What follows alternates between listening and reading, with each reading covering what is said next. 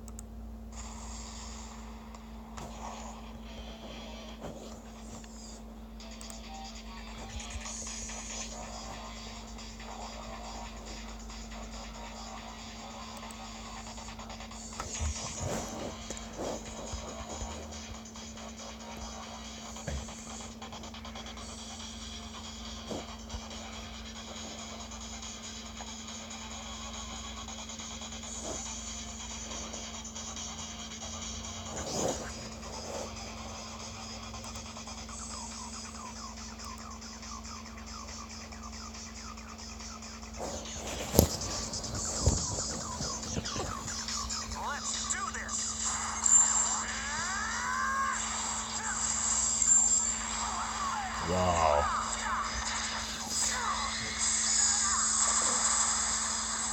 Let me show you what a Super Saiyan can do.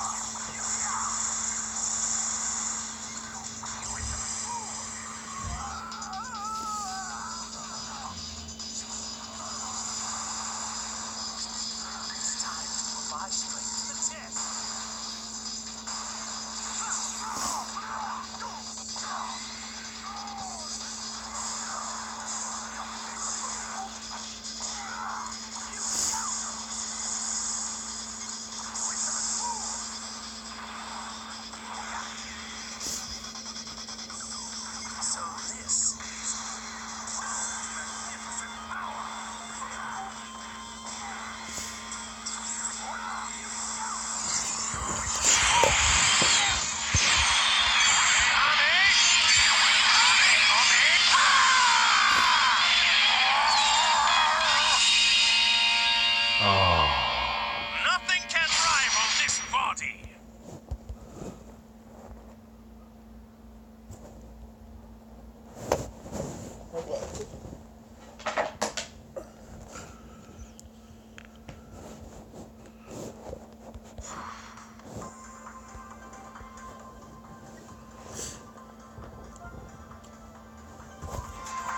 I had a thought about what I could do about buffs, like with dodge buff that come with that granite or reflect damage, and if pick up to you when you get healed. If you're affected by that, it goes away, you're good. That would make people want to use healers more. The thing is though, the status effects only last like 5 seconds though, bro.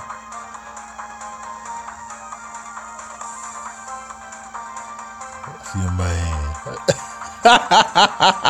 Yeah, right, Rick. Go ahead, bro.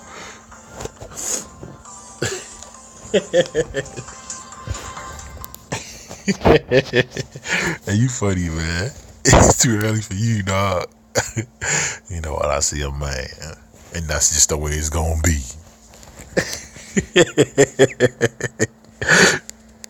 Are we not talking about a man right now? Hey,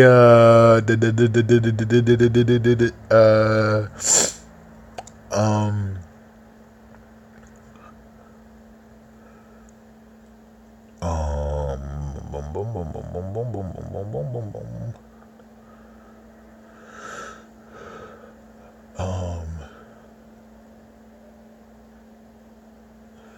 Hey, G Meister, that's good. That's a nice mechanic. It's just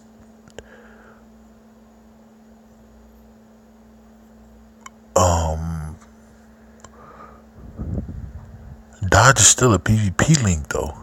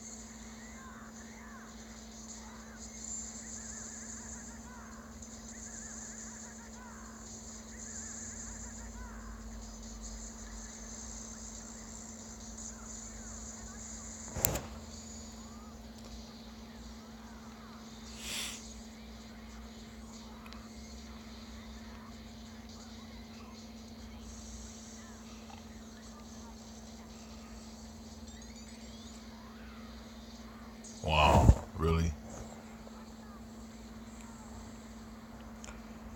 If anyone's died, it's gonna be you.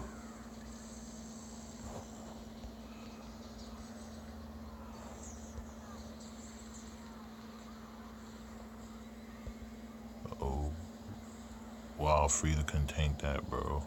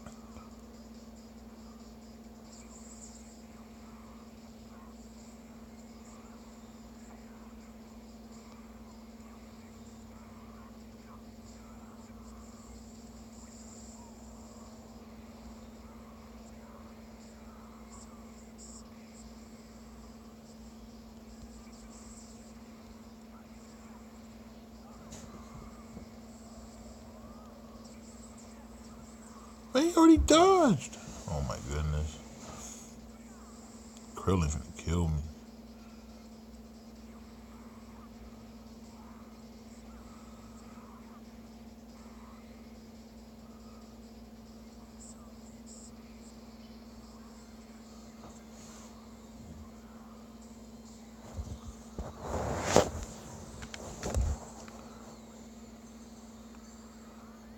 Man, Buddha was lost as fuck. What the fuck? You see a man, Buddha.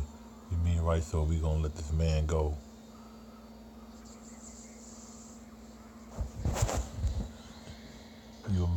right? So we're gonna let this man go. Like, what the fuck? I had to rewatch South Central. I had to wife like, why are you talking like that?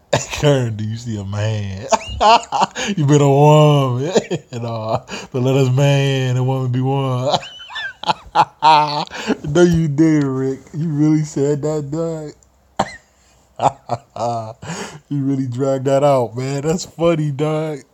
He's a man.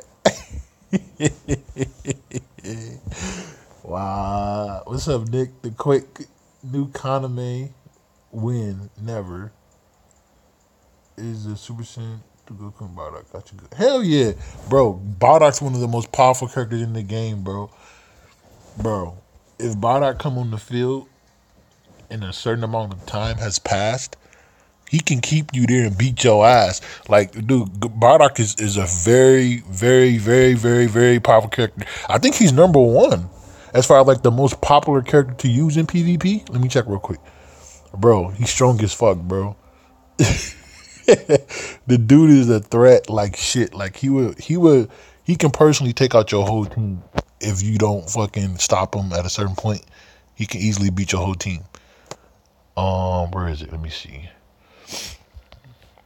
Could they do like polls and shit to see like who's the most used characters in PvP? And I think Bardock number one. Let me see where it's at. Yep, right here. Top 20 characters announced. Number one is Bardock. Number one is Bardock. Number two, Super Saiyan Blue Goku. Super Saiyan 3 Goku. Number three, Super Vegeta is number four. Majin Vegeta is number five. Goku Black number six. Super Vegeta number seven. Super Saiyan Goku Green is 8. Janemba's 9. Android 19 is 10. I ain't gonna do the rest. Yeah, Bardock is a threat though, bro. He will crush your ass. You see Bardock, just know you better hope you can kill him before he start doing his shit. Shit, man. I didn't think about it until you said it. Like, what the fuck was they thinking about when they wrote those lines? Again, I see a man cut. Say it with passion. I see a man. No. Again, like a man never coming home. That's exactly basically, bro. Basically what it was, man. Like, dude, like, come on, man. Like, we up here talking about a man right now. A man. We recognize that this is a man. So, we gotta say it like it's like we mean it, man. Like, say it like you mean it. He a man. We men. Funny, man. I'm finna pull it up on stream too so everybody we're watching the stream can hear it too, man. It's an OG called me Deuce, repping the set. Deuce, motherfucker. Yes, sir. Deuce.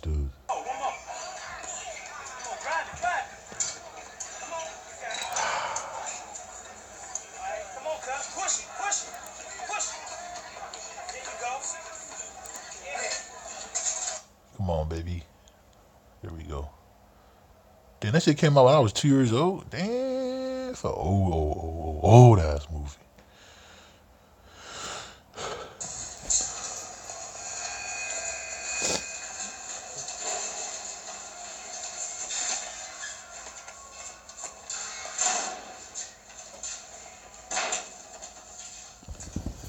What the fuck is this? You're here because you are now my property. You belong to the Aryans, you little sugar. We own you. You suck my dick. I don't tolerate you disrespecting my property. Fuck you.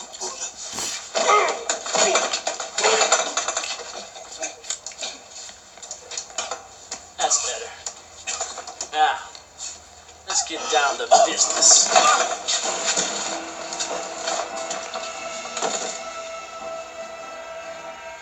Making a big mistake buttoning on Aryan business, Ali. I do not mean to pry, Buddha. I truly do not. I just want to ensure that this man gets a fair turn. He is Aryan property now. He belongs to me. The Deuce paid their debt with him. Are you going to stand in the middle of that? No, Buddha. I break no jailhouse laws. It is not my intent to break the peace. But somebody got to ensure you don't break any laws either. fuck you talking about? We all know Bobby here, a man. He a man. So nobody punking nobody here. Am I right, Buddha? Buddha, do you or do you not recognize this a man standing here?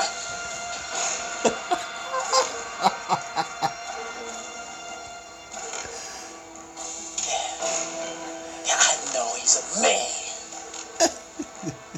Good. Now all that remains is the terms.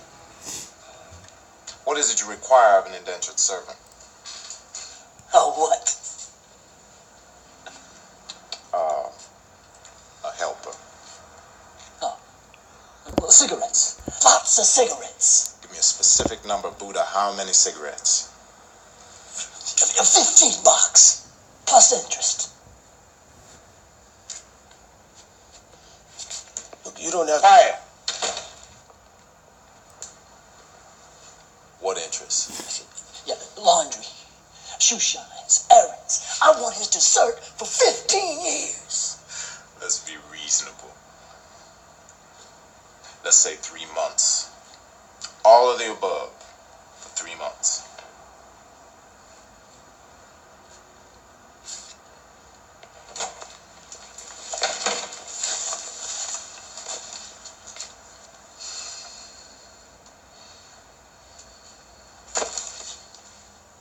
Okay.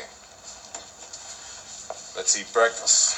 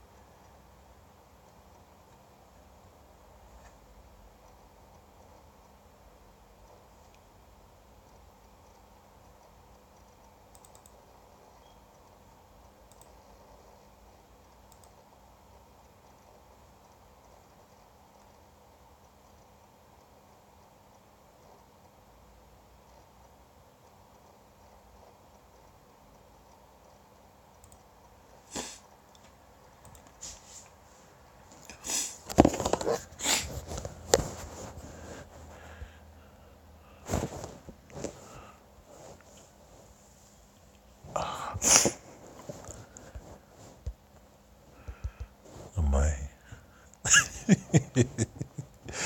Oh, man. Now y'all know, man, how she's supposed to be.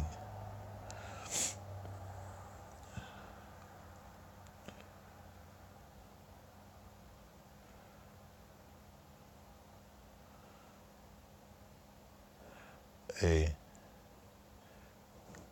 listen to this shit.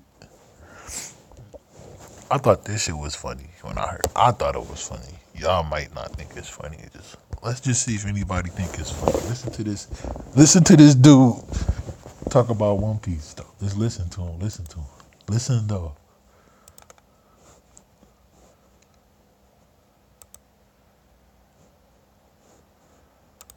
I think the first word he say is nigga. It's a nigga, by the way, too. Listen though. Anime fans, One Piece fans, Oh, no. what's good? Now, at first, I wasn't even going to do this video, you know what I'm saying? Because I was going to try to catch all the way up because I'm so close. Hold on a second.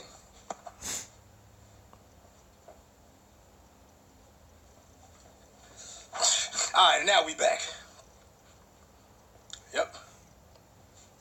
Y'all see it? Go ahead. You need a laugh. Go ahead, get it out the way now. And now let's go ahead and start this video. Alright, so like I was saying in the beginning, right? I wasn't even going to do this video at first, you know what I'm saying? Like, because I was like, let me just catch all the way up because I'm tired of y'all niggas spoiling shit for me. Like, why do I know about this nigga Kaido's devil fruit already? Bruh, how do I know he beat this nigga Luke? Well, I guess I'd be spoiling it for y'all too at that point, huh? Hey, maybe we'll be even, motherfuckers. Spoiler alert. Oh, it's kind of late now, ain't it? That's what the fuck. Like, y'all understand. Niggas be like dead ass DMing me and they'll be like, yo, Daquan. And then it'll be like 5 things down and they'll be like, this nigga died. Like, what the fuck, bruh? But look, we got a lot of catching up to do because my last video was around Ennie's lobby and like, bruh. We done had so much action since then. Dog, we got the Saba Odi arc, Impel Down, Marine Ford, Fishman Island,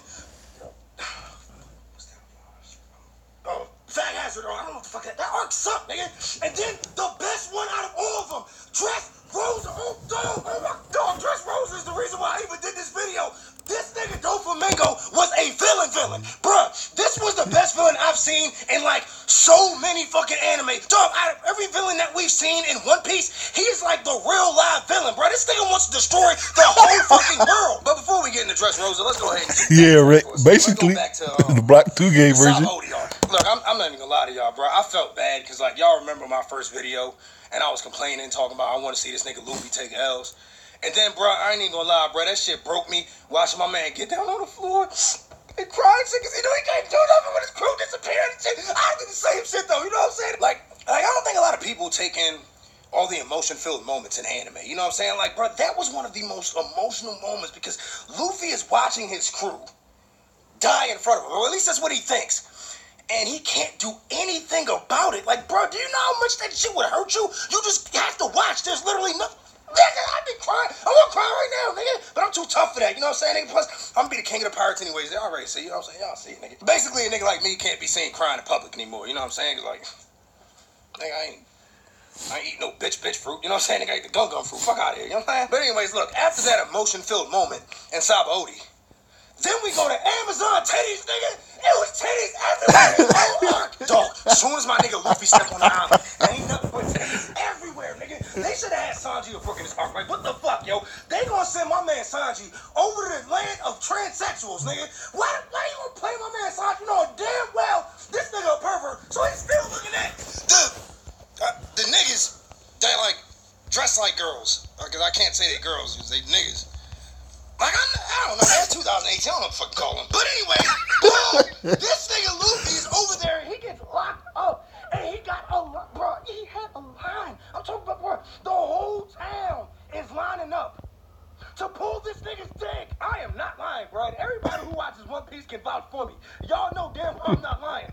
Sanji would have been in fucking heaven, nigga. Now look, I know a lot of main characters in anime act clueless, you know what I'm saying? But like, in this instance, bro, Luffy, Oda, like, come on, nigga, bro, how you got a whole town full of women lined up trying to play tug of war with your dick and your balls, and you don't know what's going on? Dog, you mean to tell me you couldn't have mastered the armament hockey right then and there on the spot? Nigga, as soon as they would have touched my shit, I'd have like armament hardening immediately. And then he got boy Hancock trying to throw him the pussy, but then he over there acting like he don't know what you're trying to do. Like, nigga, at this point, I'm starting to think this nigga Luffy is the devil fruit. You know what I'm saying? Like, come on, nigga, you gotta start wanting to fuck something. But anyways, after all the titties and shit, we go to Impel Down and like, Hold on. I ain't even gonna lie, bro. Like, this whole let's just be clear about something, Rick. See, that's where you wrong though, bro. You saying he hype about nothing. The dude literally just caught up. At his point, he almost caught up to One Piece. He's talking about his whole experience. How could you say he hyped for nothing? He's talking about the entire series as a whole.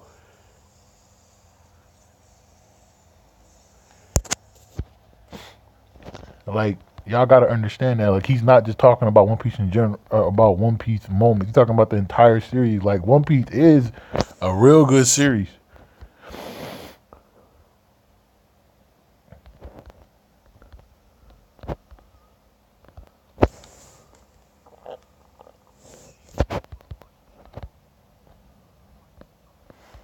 Now back to playing.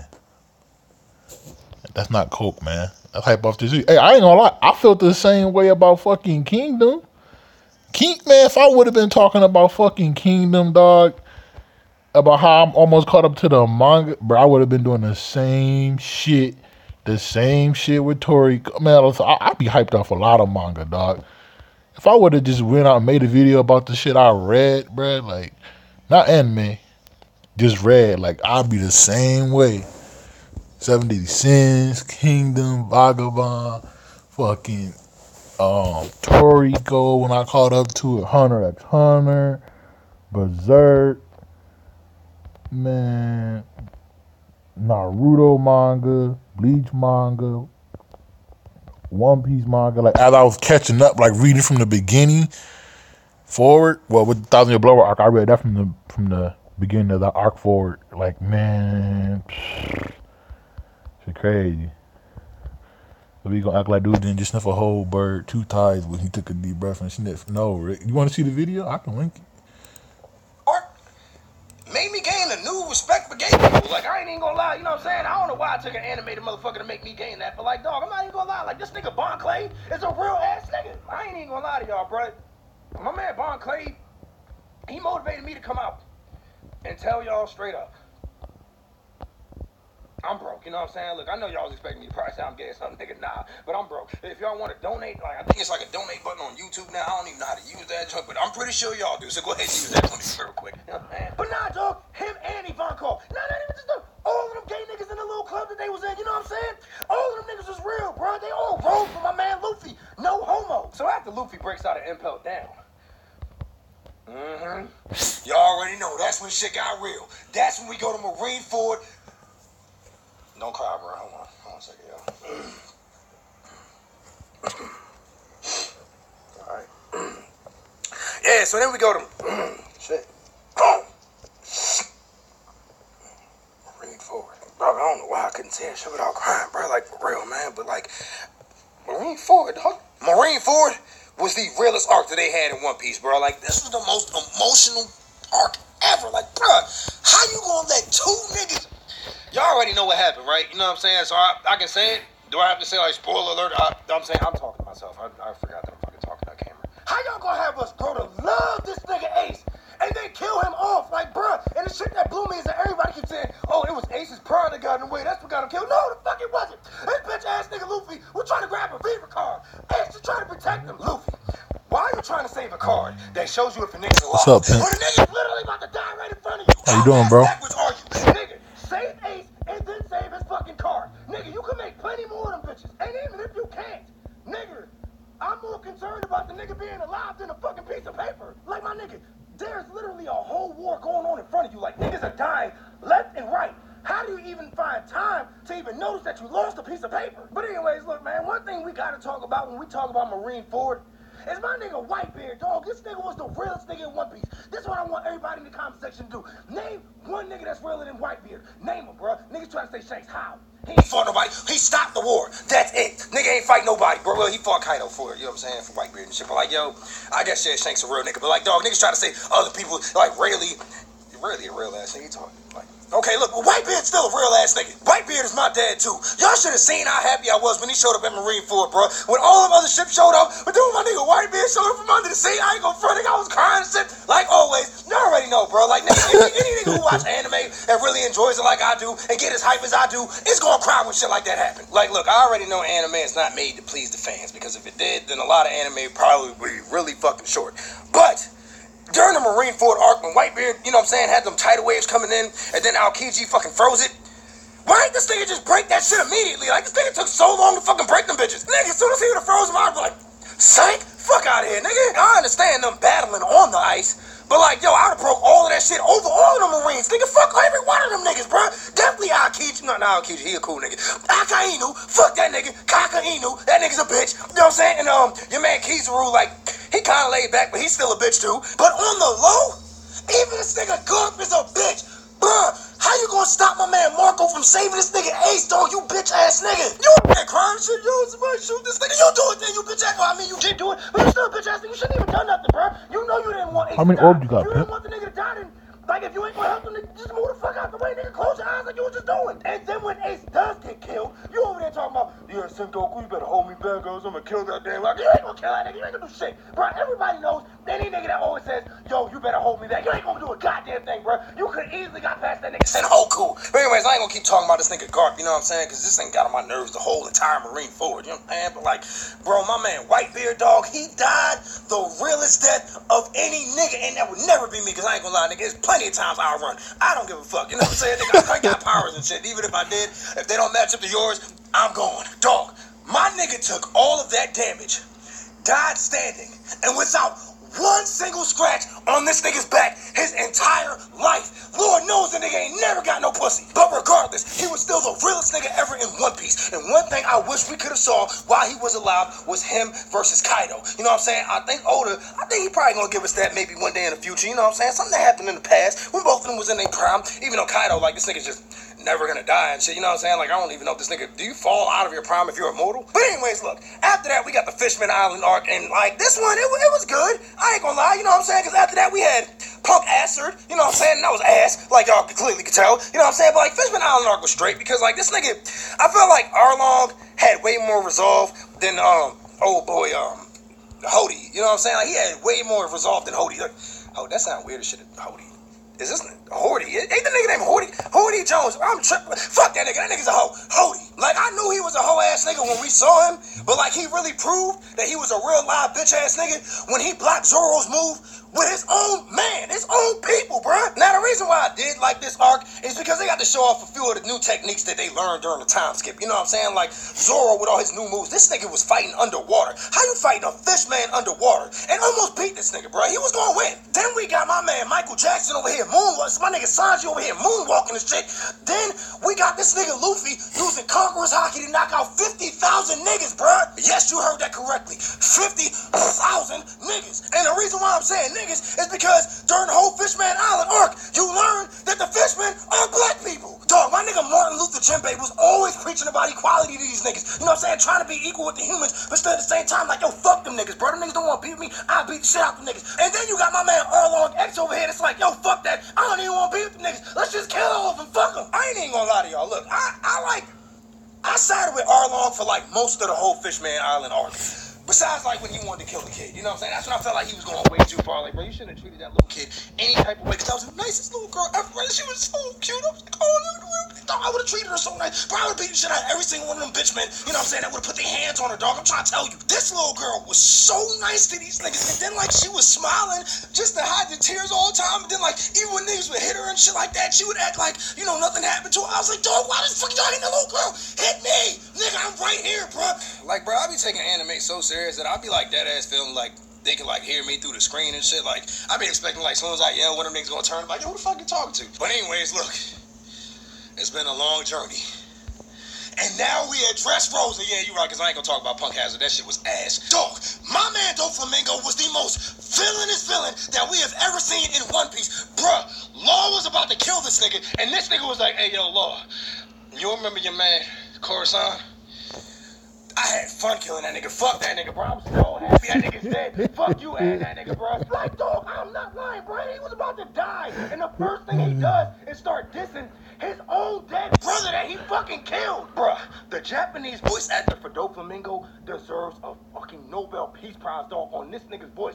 He killed that shit. Bruh, y'all remember when he was talking to nigga Bellamy? He was like, Bellamy. Like, nigga, I know they ain't gonna be able to say that shit in like English. You know what I'm saying? Niggas gonna be like, yo, Bellamy. Nah, nigga. Say it just like, nigga, Bellamy. You know what I'm saying? You bitch ass nigga Bellamy. But fuck you, nigga. And while we on the topic of this nigga Bellamy, fuck that nigga Bellamy, bro. This nigga's a dumb ass nigga. Dog, Doflamingo straight up said, you ain't even worthy to live, nigga. Like, dead ass, bro. I'm just about to kill you. But fuck it, bro. If you want to be free, go ahead and be free. Let the nigga be free. And what does this nigga try to do? He tries to fight the nigga who tried to save him because of his own dumb ass morals. And this nigga's morals was, I can't betray Doflamingo.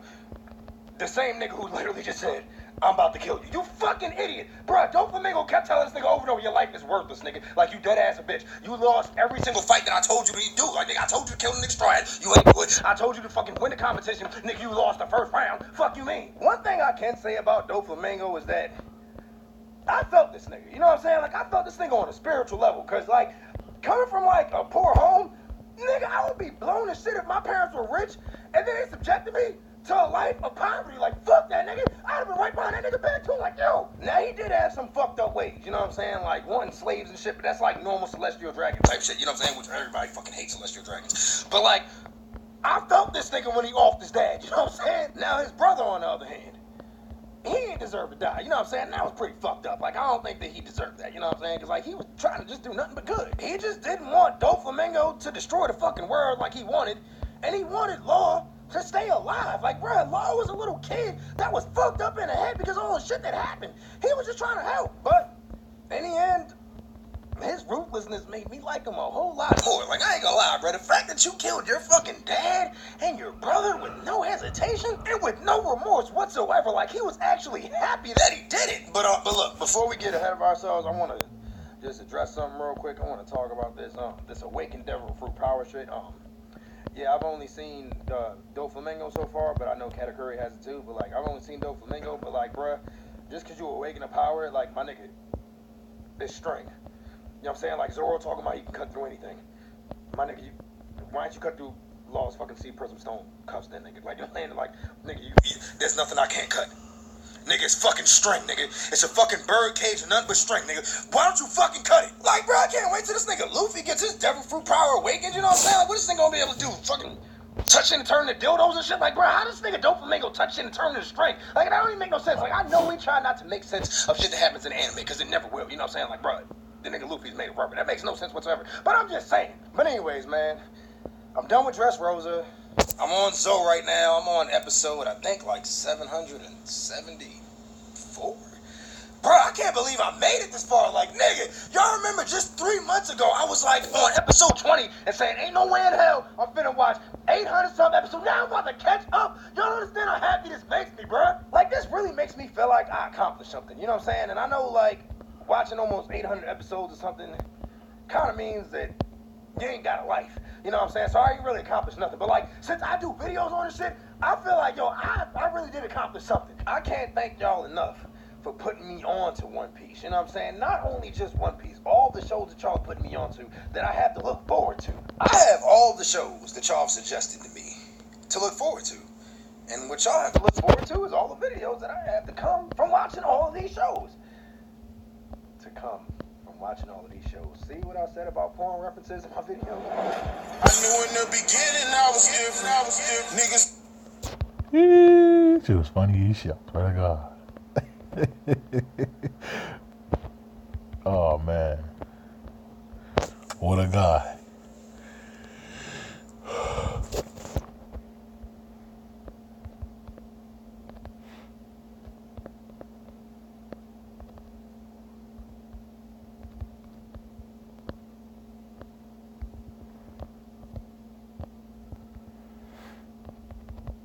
Y'all want to play IZ co-op? I'll play co-op if y'all want to play. I'm just not gonna go and play it right now if y'all ain't nobody trying to play it. Cause I can't auto this shit. My Ichi gonna need more power, and so does Izuru, so they won't die so much.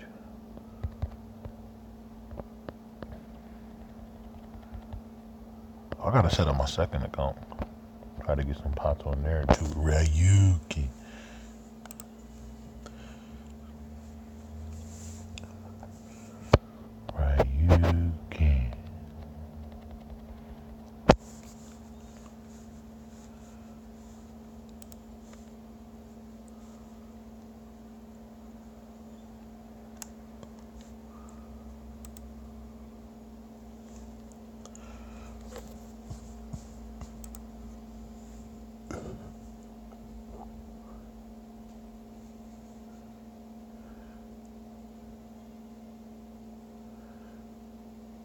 Halloween Society coming back? Oh, JP got that news.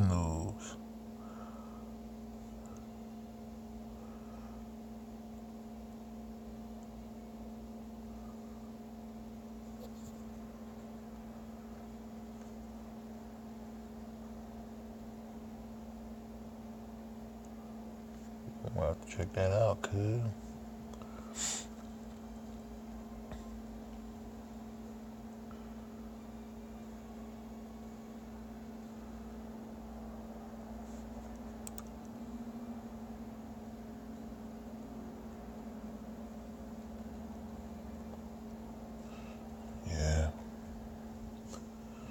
I am going to use Ryuki. I could use him on this account too, though, so. Because Ryuki was fucking it up on my girlfriend account.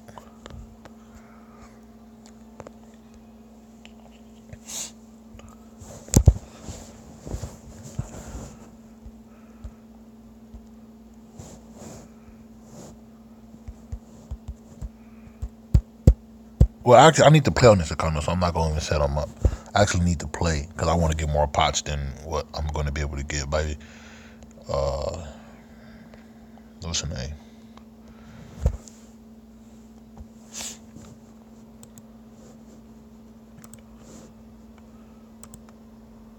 It's time for Ryan's Roses. Dear Ryan and Sissany, I've heard some stories about women finding presents their husband bought that weren't for them, but I never thought I'd be one of them. I ended up finding lingerie that my husband had bought that I would never wear. When I approached him about it, he told me it was for his office gift exchange. Come on. Well, I don't even need to read the rest of this email. Right. Sarah, I just want to make sure I'm clear. And Torrance, thanks for coming on. Your husband legit told you that he bought lingerie for his office? Yeah, I'm safe like shit, bro. I'm in lieutenant, bro. This shit easy. Yeah, that's it. See? I mean, what did you And I still got 10 that tickets, doesn't too. Make any sense? So he says the gift exchange, right? See? But he said that because they're doing a Yankee swap at the office, he thought it would be kind of like a fun gag gift because he's got mainly men who work What's in the a office. Yankee swap? Yeah, I've never heard of that. Oh, okay. It's like one of those, kind of like a white elephant, but basically someone opens a gift, and if they don't like it, I think they can like switch it with the person next to them, and then they open the gift and they switch. And Oh, so he's trying to buy That's like white elephant. a gift that he's trying to buy a gift that he thinks somebody won't want. Yeah, like, cause I think they're just trying to do it to be funny, and sometimes people give Gag, like a Right, gag, right. it's gag gift. Okay. Interesting. All right, listen. Has it given you any other signs that are making you feel weird? No, but I just obviously finding the lingerie and then him saying it was for the men at his office. All of that seems really weird, and I know that it wasn't for me because we just don't do that kind of thing, and that concerns me. Well, let's hold on because it concerns a nation. Hold I for might one come back second, to the we'll captain. I don't know. You're on it. Probably, I might stay in lieutenant for a week just so I can, when I bring my girlfriend up. Sarah is on the phone. Sarah found lingerie that's not hers, gift wrapped. I might stay in lieutenant for a week just so that when my girlfriend come back, it could be easier on fireman people because I have 3 accounts to find some sweet meat versus just 2. Then I come back the following week. I don't know though because I'm real close. I could probably come close to coming up there on this account. I don't know, bro.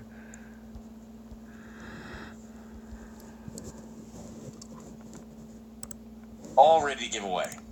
She addresses it with her husband. He says, "Oh no, it's for the Yankee swap. You called it the Yankee swap holiday." Which I guess is like a white elephant gift. So it's a gag gift for the guys at the office, is what he says. I mean, does not make sense to us. But Sarah, I need you to say, Ryan, you have my permission to call, and then his name on Kiss FM. Go ahead. Okay, Brian, you have my permission to call. And Sissany is going to call him. Now, she is going to offer him roses.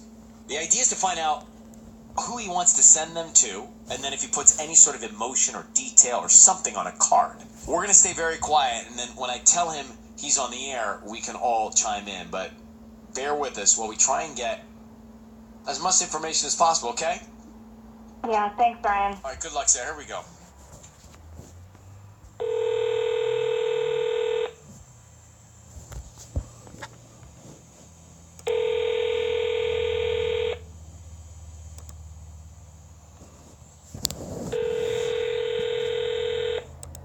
Hello. Hi, is this Joe?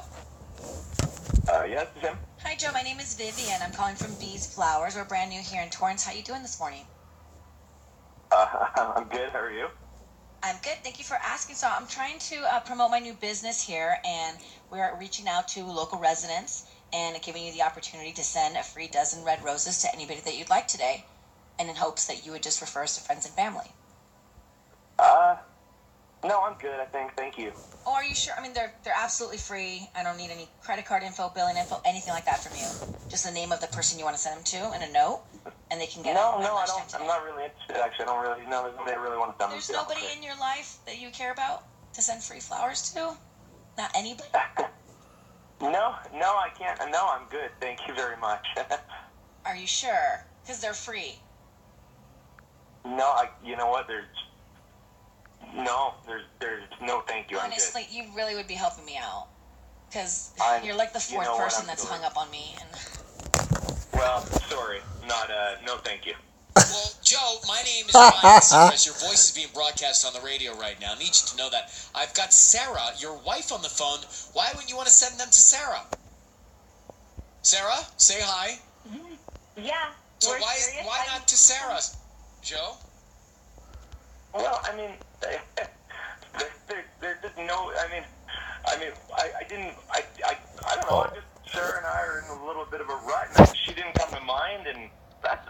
Your wife didn't come to mind? It's the holidays, bro. Well, I didn't want to get it caught up in a scam, is all, you know. Lying like shit. Okay, but this It isn't a didn't scam. sound. Well, I wasn't sure about that. I thought, who knows? Okay, Joe, I need to be honest with you. So, Sarah, your wife, told us that you bought lingerie, had it gift wrapped, and we're going to give it away as a gift. Again. This is again, yes, it's this. Yeah. So, who's the woman you were going to give the lingerie to? It's nobody. There's no woman that I was going to give the lingerie to. It's a Yankee swap. It's kind of like you swap dirty kind of presents. It's supposed to be vulgar. You know what I mean? So it's it's a Christmas gift swap. That's all it is. I just think that it doesn't seem like the right climate of gift giving at the office. Well, it's supposed to be a gag. It's supposed to be a joke, right? It's not supposed to be, it's not supposed to be in great taste or anything like Why that. were you hiding it from her? Well, listen, I'm not, here's the thing, guys. I know it seems weird. I'm not cheating on you, Sarah. I'm honestly not cheating on you. But, listen, the lingerie, you saw the lingerie. If we're being honest here, we've been kind of phoning it in for a while. I think you look kind of hot on you, if I'm being totally honest. What the fuck? What do you mean? I know that those weren't for me, and now you're saying what you do want someone. I'm just really confused why you didn't send me flowers. No, okay. The lingerie wasn't for you. It was for the gift exchange. But I'm just saying, maybe it wouldn't kill you every now and then to wear something hot like that. That would look sexy on you. Would you want to wear that, Sarah? I'm sorry if you think I'm phoning it in and that I don't want to wear stuff like that because I'm taking care of our 2 kids. Sorry. Listen, you can't blame me for having a little bit of a fantasy, though. It's not a bad thing that I think that you would look really hot in that lingerie. So here's the thing, though, Joe. You should have talked to me about this. As soon as I found the lingerie and you denied it being for any woman, you should have talked to me then, not now. Why are you keeping this from me?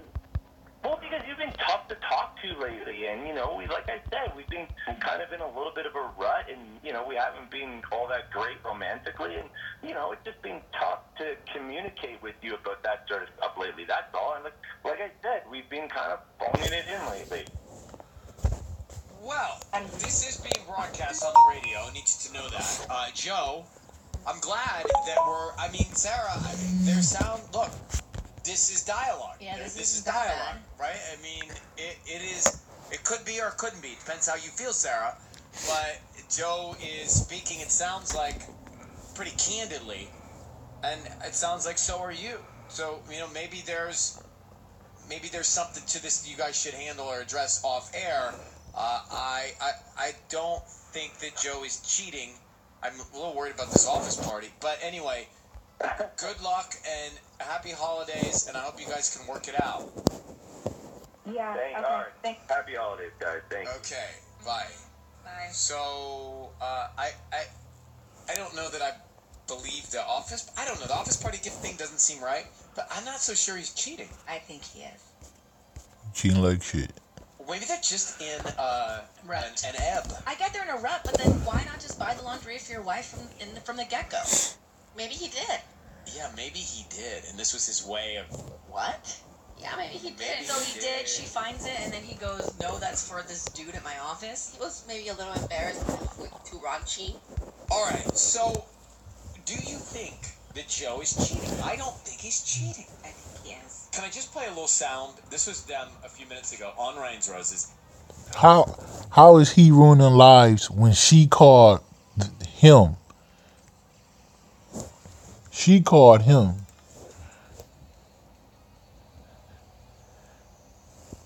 The radio, the dude wife called the radio. You can't blame the radio for doing what they do. That's just something they do. People call the radio for help, and the radio helped them. You can't blame the radio. Blame the dude for being suspicious. He the one being sneaky. Like, why you got a pair of underwear, bro? For my job. It's an exchange. It's supposed to be funny. Underwear though, bro. You couldn't come up with nothing else. Underwear is what you came up with. Like, man, that's one of the most suspicious things you can do as a dude. And you married? Come on, bro. This dude was married, bro. You can't make that shit up, bro. That's like my girl having a pack of condoms, like, haha, gift exchange. It's supposed to be funny. A pack of condoms? That's funny. It ain't funny. I'm not laughing. That shit ain't funny at all. Like, come on, man. Especially if you don't ever use condoms, like, that shit ain't gonna be funny. You gonna be like, what the fuck? Nah, I smell shit. I smell shit. And it look like bull.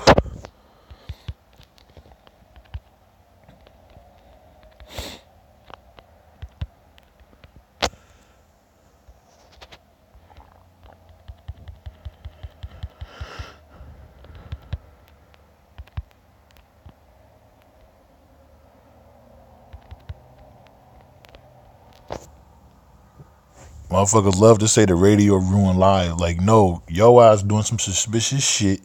Your person tried to talk to you, and you denied it. She asked him about it. It sounds stupid. It's for work? Some panties for work, bro? Nah, bro. Nah, pull-out game week. My pull-out game, no, I don't need no condom, bro. We don't do condoms, bro. Fuck a condom. I don't pull out. Go inside. Cream pie. No Hodge twins. If you make a necklace of condoms for a bachelor party, then it sounds plausible.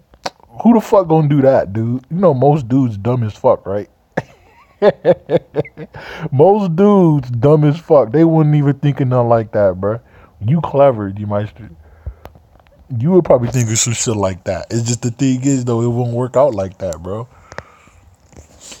Y'all want to hear another one? I think it's another one. Hold on, let's hear the rest of this one. I think that they're in a total ebb or rut. I think that it's probably a lot his fault. But listen. You can't blame me for having, like, a little bit of a fantasy, though. I mean, like, it's not a fact. You don't know. He bought lingerie, okay? It was gift wrapped, and then she found it. It wasn't for her. He said it was for some holiday gift swap party, which that I don't know that I buy. I almost think Patty might be right that he did buy it for her and then decided not to give it to her. Right, yeah. That's so weird. I wonder if these dumbass dudes DC because we get on extra stage. That I think that you would look really hot in that lingerie. Look how he said it. Like, so into it. So here's the thing, though, Joe. You should have talked to me about this. As soon as I found the lingerie and you denied it being for any woman, you should have talked to me then. I feel like I was watching a TV show, but I didn't have any pictures. Yeah. Listening to them go back and forth. It's like I was watching a 10 o'clock drama, but with no images. So do you think he's cheating? Yes. Do you think he's cheating? Nah, I don't. Think he's cheating, Patty? No, she needs to wear that lingerie ASAP. We got a lot of opinion here. Susanna, do you think he's cheating? I think he's cheating, man. No, you guys, I don't think he's cheating at all. And as a matter of fact, I have been in the same situation where I was having issues at home and we have kids.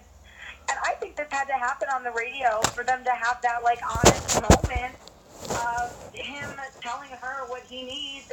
And she needs to step it up. Just because you have kids, so you don't give up on your, like, that's right, intimacy and your passion and your sex life, you know? Thank you, Susanna. Lauren, do you think he's cheating? Yes, I do.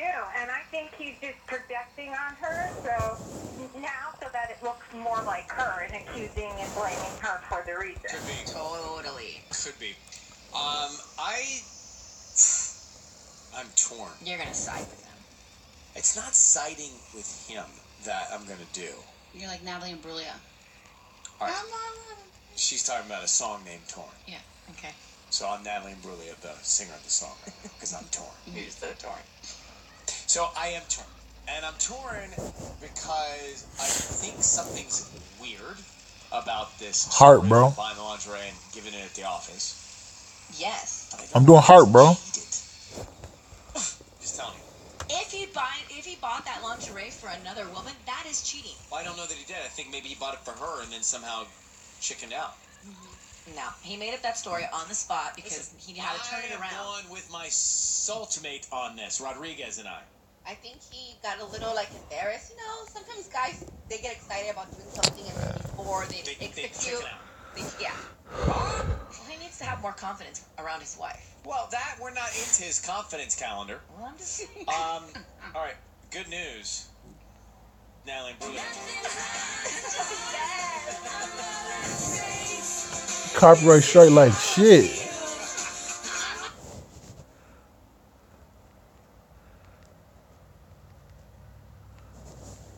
It's finna get nasty. Paul Grimes. Get your home for War of the Roses on Mojo in the morning. Alyssa, this is your husband? Yes. You know what I'm saying?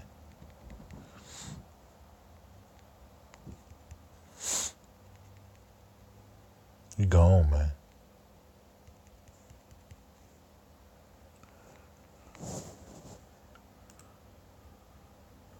What's up, Ash? Ash, no catch 'em.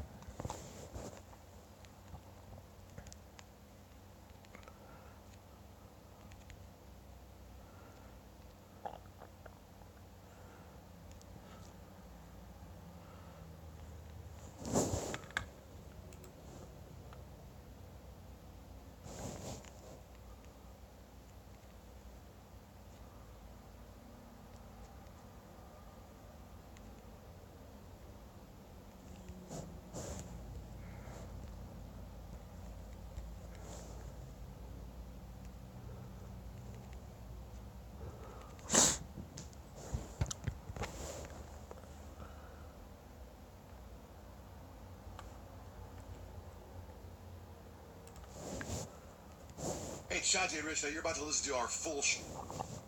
Catching cheaters and proud of it. Ow, I'm sorry. Get your home for War of the Roses on Mojo in the morning. Yes. Where is he right now? Well, we're both at home, but he's in the house. I'm actually outside of my car. He doesn't know I'm outside. What's he doing in the house? He's getting ready for work. So does he think you're in the house right now? Yes. Okay, real quick then, because I don't want him all of a sudden to wonder what the hell you're doing out in the car. You got suspicious because of a cell phone? Well, I think the bill said we're all on the same phone plan, the family plan, and he wanted to have his own separate plan, from a different cell phone company. So he wanted to switch his phone. That was your suspicion. That was suspicion number one. Right. And I thought that was weird. And it had nothing to do with work. Well, Damn, it's hot as fuck in my apartment, bro. That have a different phone company, and I didn't understand why. So I was like, okay. And what else? What else has been suspicious about him? He comes home late, which is, another sign, and then he never used to drink. But he's been coming home with, smelling like alcohol. Where does he say he is when you ask him why he's late? He's vague. He says,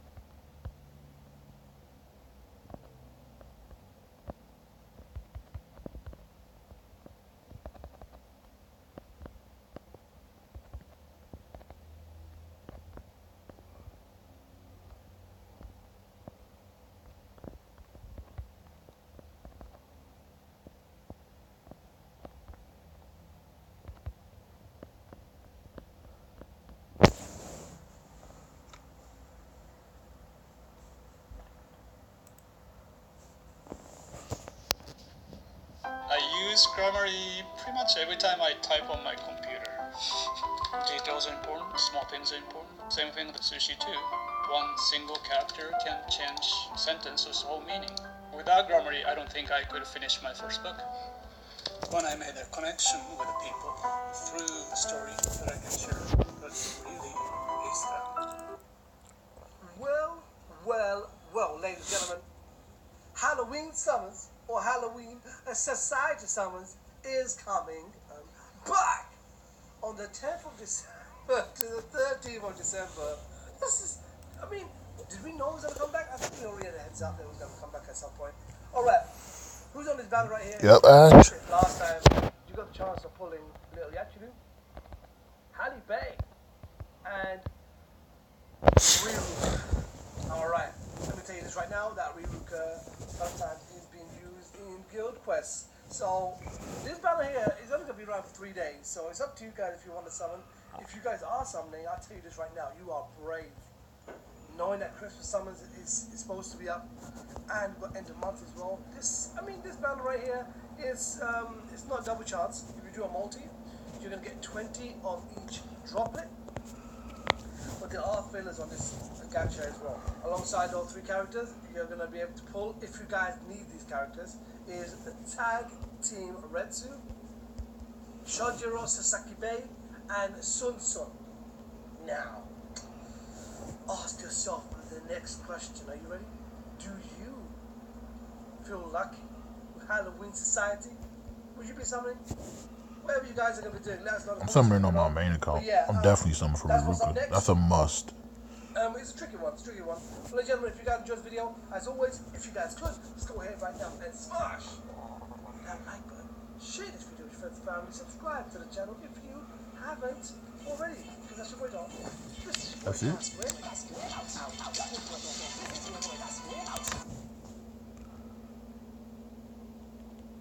You always say that's your boy Dom, that's your boy Cass. Like, how we know Dom in the video, you the only one talking.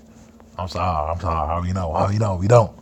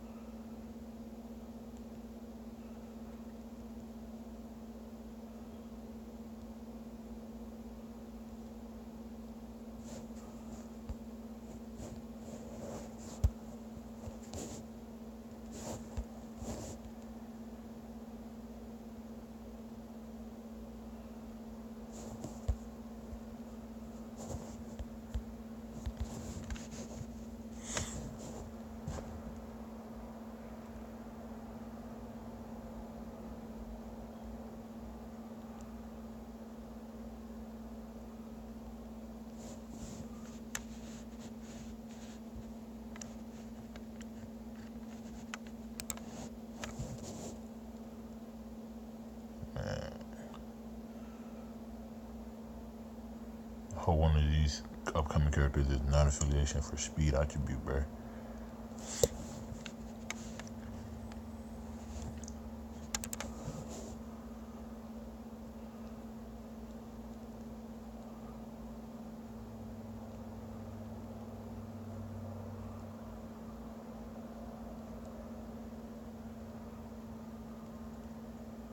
Damn, this is taking forever.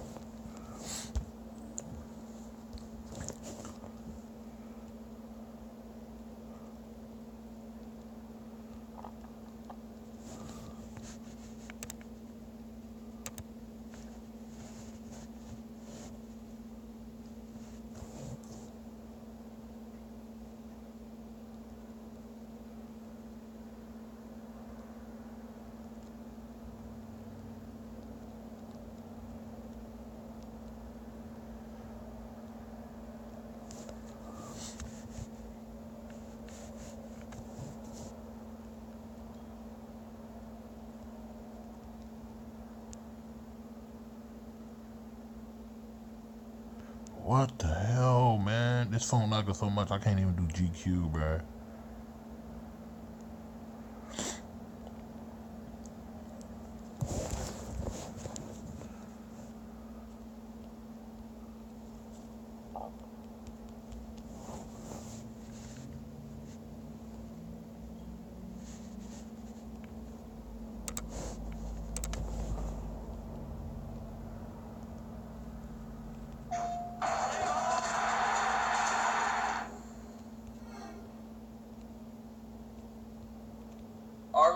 guys, it is time for another weekly recap. We got 3 stories for today. This is basically like a recruit difficulty edition because all 3 of the stories for today are all perfect examples of females living on recruit difficulty, and I actually didn't plan that out. It just kind of happened that they all kind of fall under that same theme. So let's just start out with probably the shortest but most interesting story of the 3. I wanted to put this one in the title and the thumbnail, but I just couldn't figure out a way where I could properly express the story while still following the YouTube guidelines, I guess you could say. So I'm sure some of you are familiar with the name Kelsey Monroe. I'll put up a picture of her on the screen. It was actually quite difficult to find an appropriate picture of her to put on the screen, but you might have guessed by now, or you already knew, but Kelsey Monroe is a porn star. Now, I was actually not that familiar with her work before making this video, but in order to make this video, I had to do some research, you know what I'm saying, get to know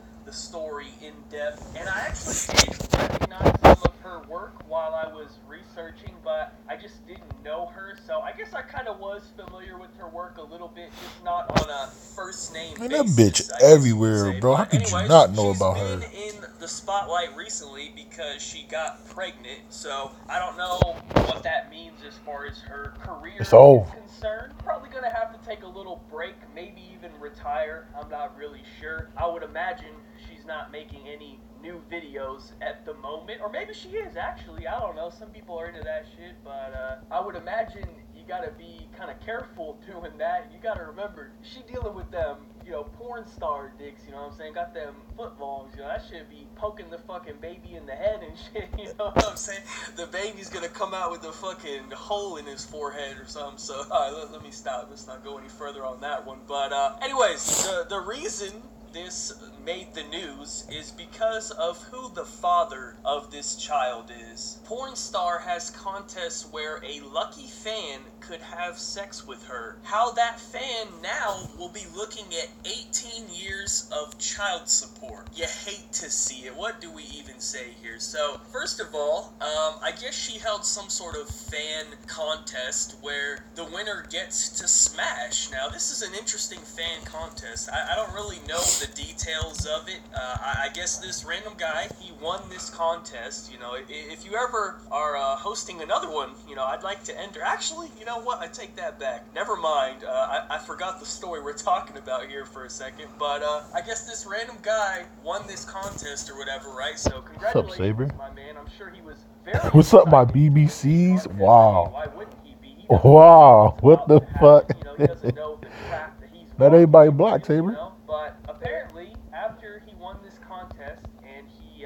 let's just say, collected his prize, a few months later, she ends up being pregnant with his child. So I don't know if she intended for this to happen or not. Like, did she literally set up a trap and, like, lured this fool in? Like, did she choose him specifically? Was there something about him? Or, you know, whoever won the contest, they were all gonna fall in this same trap. Like, I don't really know what happened here. Hopefully, it was an accident. You know, accidents do happen, but, I mean, come on, man. Damn, we need Kathy here now to go out of the way. There are steps you can take to prevent these things from happening. I don't know, man. Just think about the kid, man. You know, he's gonna grow up one day and ask, like, you know, hey, mommy, you know, how did you and daddy meet? Oh, well, you see, son, I held a contest where some random guy on the internet could come fuck, and your dad just happened to be the winner, and then we ended up with you. And that's tough right there. That's not what you want to hear. That's tough. Imagine, but that's pretty much it. I didn't win no contest. Wait. Too many details on it. I just thought this was quite interesting, man. This is definitely a new one. You know, not something you hear every day. But anyways, that is story number 1. Let's move on. Story number 2. Now this one is going to be a bit of a continuation of a This Is Not a Crime episode. I don't think I made an actual specific dedicated video for this story, but I know I talked about it because I recognize these pictures. So most likely I included this in a previous like weekly recap or something. We talked about it, but long story short, we have already addressed this situation. We decided decided that this is not a crime. I'll put up some of the pictures on the screen to remind everyone. Now, most of the time when we talk about these stories, we don't actually follow up on the results of the case, usually because it just takes so long that I kind of forget about it. I don't really like go back months later and like research like, hey, what happened in this picture or whatever, right? However, this one in particular has been making some headlines because I think the punishment that she was assigned was pretty ridiculous. A Bronx high school teacher charged with performing oral sex on a 14-year-old student will get a jail-free sentence after pleading guilty to criminal sex act. Dory Myers, 30, who taught at the New School for Leadership and the Arts in Kingsbridge, will also get to keep her teaching certificate under a deal struck with the judge in Manhattan Supreme Court on Wednesday. Prosecutors wanted her to lose her license and spend 2 years behind bars, but the judge offered her 10 years probation and she'll be allowed to keep her certification. Now that right there is interesting. I don't know, maybe I'm crazy for thinking this, but I just can't help but think that if this was a male teacher, this would not be the punishment that he got. That's all I'm saying. But on the other hand, I guess the justice system is agreeing with our overall message because apparently this was indeed not a crime. They literally said this was not a crime and she got no punishment for it, no jail time, only probation, and on top of that, she keeps her teaching license. I don't know if any school is going to hire her. We'll see if she's able to actually find another job teaching, but the option is there. Apparently, you know, they didn't take away her license, so that's definitely interesting to say the least. But, you know, as I said, I have to imagine I'm gonna pass on the contest, male Saber. teacher who did this very same exact quote-unquote crime, can't even call it a crime, I just feel like this would not be the punishment that he gets. But, you know, I could be wrong. I don't know. But finally, let's follow it up with our final story of the day, the one that is in the title and the thumbnail. Now, this is a very interesting profession. I've never heard of this job before, but apparently people are making money nowadays being professional cuddlers. And when I say people, I don't mean all people. You have to be at least a decently attractive female, although maybe an ugly bitch could maybe do this as well. I'm not sure. Now, could I do this as a profession? I don't think so. I mean, I'm just saying, like, I find it pretty unlikely just a normal man out there could find much business, let's just say, being a professional cuddler. Married mom of 3 earns £45,000 a year spooning complete strangers as professional cuddler. Now,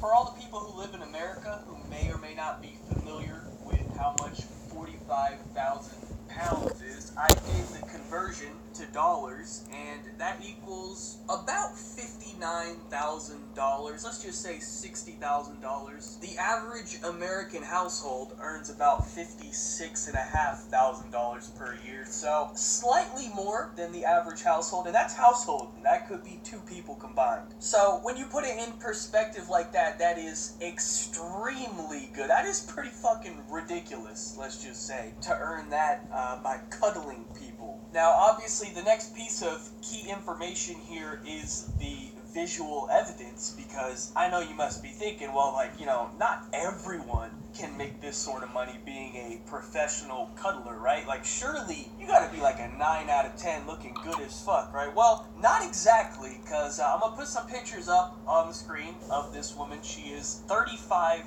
years old. You know, she's definitely not like a, you know, beluga whale 3 out of 10 or nothing, but I wouldn't be paying for a cuddling session, let's just say, you know, from this woman right here. A mom of 3 who rakes in 860 pounds a week from spooning strangers has opened up about life as a professional cuddler. Jessica O'Neill began professional cuddling 6 months ago and could soon earn up to £45,000 a year by cuddling strangers at her studio based on the Gold Coast Queensland, Australia. The 35-year-old, who has spent a decade being a massage therapist and counselor, has only recently introduced cuddle therapy to her treatment list. Jessica claims the cuddle, What you talking about, which Saber? 46 pounds an hour, help people suffering loneliness and depression to feel loved, valued, and cared about. Okay, hold up. I see what's going on here. When you say massage, do you mean massage? You know what I'm saying? You mean the type of massage we be seeing on the hub. I seen way too many of these massage videos on Pornhub. I know how this shit goes down, right? You bring the patient over to your studio for what's supposed to be just a normal massage, but 10 minutes later, we getting that deep tissue massage, you know what I'm saying? We getting real deep up in there, alright? My man Johnny has pulled this scam off too many times, alright? I see what's going on here, right? You telling all these people, oh, we're just cuddling, right? You know, oh, he's just spooning me. Oops, my clothes just happened to fall off during this cuddle. 1, 2, 3, 4. We are the dead South, you can rush. The Dead South are coming to the Kalamazoo State Theater. Massage. Oops, his dick just came out. I don't know, it's hard. Oh, well, guess it may as well go in me. I don't know what happened. We were just cuddling. Oh, well, too late now. I guess I may as well continue massaging him. I see what's going on here, okay? You can't fool me, alright? I've seen this story way too many times. And now the price is adding up because, you know, are people going to pay you, you know, $60,000 for a cuddle session? I don't think so. Are people going to pay you $60,000 for a deep tissue massage? Emphasis on the word deep. Yeah, I think they might. So it's all starting to add up now, alright? So I think we can move on, alright? We've cracked the case. So anyways, real quick disclaimer. I'm not trying to get in trouble. I don't know whether or not there's anything more than cuddling going on here. I'm just saying that it seems pretty likely that there might just be a little bit extra going on, you know? So anyways, thank you guys so much for watching. Be sure to like, rating if you enjoyed, subscribe if you are not already. Have a good day, and peace out.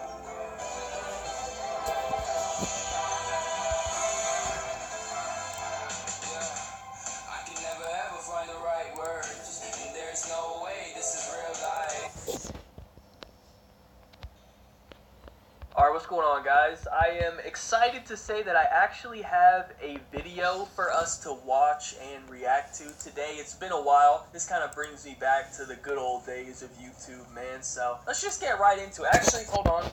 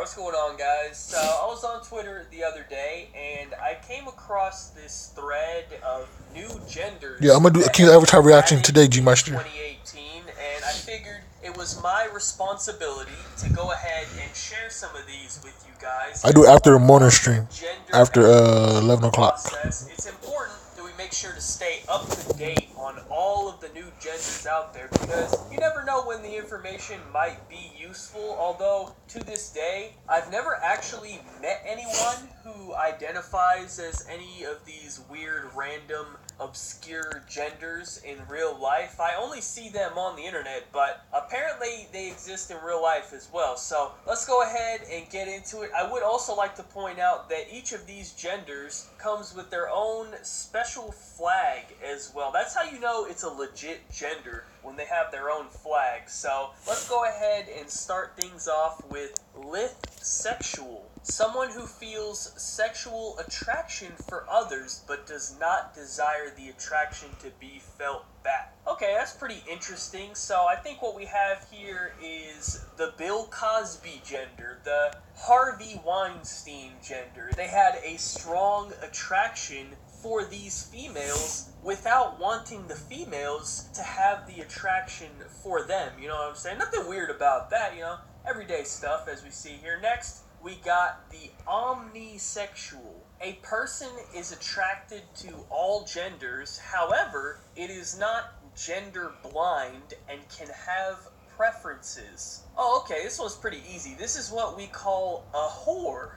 Well, actually, I mean, this could apply to males as well, because basically they're saying you're down for whatever, you know what I'm saying? You see some dick? Go ahead and get you some of that dick. You see some ass? Go ahead and get you some of that ass. You see some ass that you thought was a girl's ass, but then she turned around and it turns out that she actually has a penis? You go ahead and get you some of that dick in that situation as well. It's cool, man. It's whatever. Basically, you're down for any situation. It's a pretty good lifestyle, actually. This way, you can never be surprised or disappointed. If she pulls out a surprise cock, you down for that too. So, I mean, this might have to be the way to go. I don't know, I might have to consider this one. So, anyways, moving on. Next, we have condegender. A gender that is only felt under specific circumstances. So, I don't really get how this one works. I mean, I feel like it could work in a couple of ways, right? What exactly does it mean by circumstances? For example, if you walk into the men's restroom, now you identify as a guy because you are under the circumstances that would want you to identify as a guy or whatever, right? Or maybe you see some dick hanging out for some reason and suddenly you identify as a homosexual because now, you know, you're seeing some dick, you slip, you fell on top of it. Next thing you know, the circumstances have made you gay. I mean, it's whatever, right? Those are the circumstances that you found yourself in, or on, I guess we could say. But you know what I'm saying? Like, where exactly are we going with this? What exactly do they mean? Because I think the definition is a little bit vague. Moving on, we have pocket gender. A gender that is not officially recognized by the LGBT plus community. Okay, 3 things. Number 1, I see that they put LGBT plus because there's actually like 12 letters on this thing now, and it's gotten so much to the point where they can't even remember their own fucking acronym. Number 2, what the fuck is the actual gender? Your definition does not even describe what the gender is. And number 3, they literally recognize like 782 genders, so just imagine how terrible your gender must be for even the LGBTQRSTUV LMNOP community to not even recognize it, right? Even they think you're a weirdo. Imagine someone walking around with a dick hanging. You know, Ichigo, my favorite character, right? VL's my Ron card killer on my main account. You're the weirdo. Like, nah, you just throw this gender away, yo. You gotta get rid of this one. Try again next year, bro. Like, if they ain't even recognizing your shit, I need more, though. Nobody is recognizing it. But moving on, next up, we got half binary. A gender identity that is part binary and part non-binary, and or an identity at least partially as one for both binary genders, yet feeling disconnected from them. What? Like, honestly, I'm not trying to be mean, I'm not even trying to be funny or anything like, seriously? What the fuck does that even mean? I do not understand your gender at all. That is just way too complicated. Listen, man, if we gotta bring out the calculator to figure out your gender, then your gender don't exist, bro. If I gotta do some advanced calculus to try to solve your gender, What's up, bro, Dominic? you gotta find a new gender, man. Like, this is unacceptable. I don't know what the fuck I just read. I don't understand that. Your gender sucks. Try again. Next up, we have apora gender. I think that's how you say that. I don't know. A gender separate from male, female, and anything in between. Huh. Okay, well, this one's kind of weird, right? So, you're not male, you're not female, and you're not anything in between. So, what the fuck is left exactly? You're an alien or something? Like, if you're not male, female, or anything in between male and female, then what the fuck are you? This shit is not adding up, man. We're gonna need a gender specialist or something to come in here and explain some of these, man, because I don't know what else is left. But next we have emigender, having a loose or weak connection to a gender or certain qualities, but not actually being that gender. Okay, I get it. So, like, I can have certain qualities that would imply that I'm a male. You know, maybe I have a dick. Well, I do have a dick. That doesn't actually mean that I'm a male, right? I might be emigender because, you know, just because I have a dick, you can't assume that I'm a male. So, this one actually makes perfect sense, alright? So, at least I found one on here that is adding up. But now, finally, for the grand finale, I had to save the best for last. This is a good one. This is a real brain buster, okay? Kinsexual. From the filmmakers of Lord of the Rings I've been looking for you for a long time. comes a vision of our future. What is that? That is London. Mortal Engines. See it in IMAX. Rated PG-13. Sexual attraction to specific kin types, although can also be used as an overall sexual attraction to other kin. Now, originally, if you're like me, when I saw that definition, I was thinking this was like some incest shit or something, right? Because the word kin basically means like family, so I was like, okay, like it's like that shit you see on the Pornhub, right? Thanks for coming to the stream, so I appreciate it. Naughty daughter a lesson or whatever the fuck, that type of shit, right? So I was like, this is pretty weird, right? But then I did a little bit more research into these terms, and honestly, the real meaning of this gender actually makes my original assumption almost seem normal. So let me just read you a little paragraph here. Other kin are people who identify spiritually or psychologically as non-human, specifically beings who do not currently exist on Earth. Various kin types include, but are not limited to, elves, demons, fae, dragons, angels, and many others. So basically, a kinsexual is someone who is attracted to non-human creatures like dragons and elves and shit like that. So nothing too weird, right? You know, you wouldn't want to get too crazy.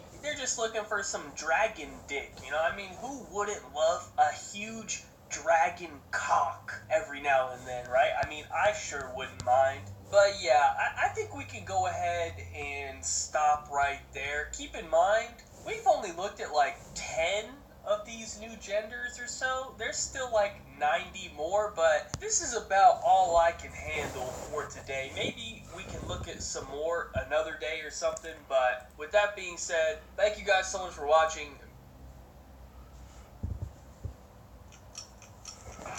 Messy writing can cost you a lot. Grammarly Business focuses on commas, spelling, and structure, so you can focus on meeting the deadline. Save time and money with Grammarly Business, complete with centralized billing, easy seat management, and team writing stats. Visit Grammarly.com/business to get started.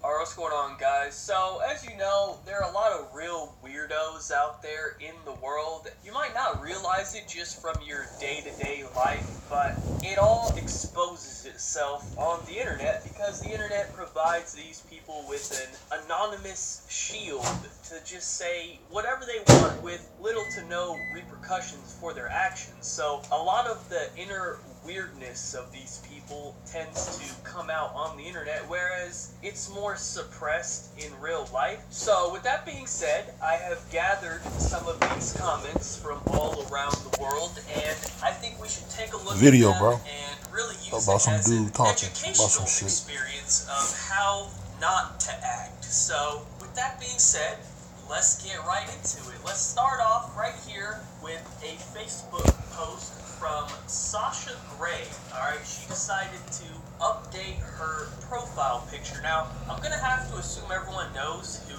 Sasha Gray is because it's pretty relevant to the conversation that's about to occur. But if you don't know, Sasha Gray is basically like the Thomas Jefferson of porn stars, alright? She's a real pioneer in the field, you know what I mean? So, the first comment on her updated profile picture is not the worst thing ever dropped on her face. And, you know, you ain't wrong with that one. You're not being very nice, okay? You know, you're being rude, but no lies detected. Now, Eugene did not appreciate these type of comments on Miss Gray's post. He was fired up, so he had to go ahead and let everyone know she is a human being.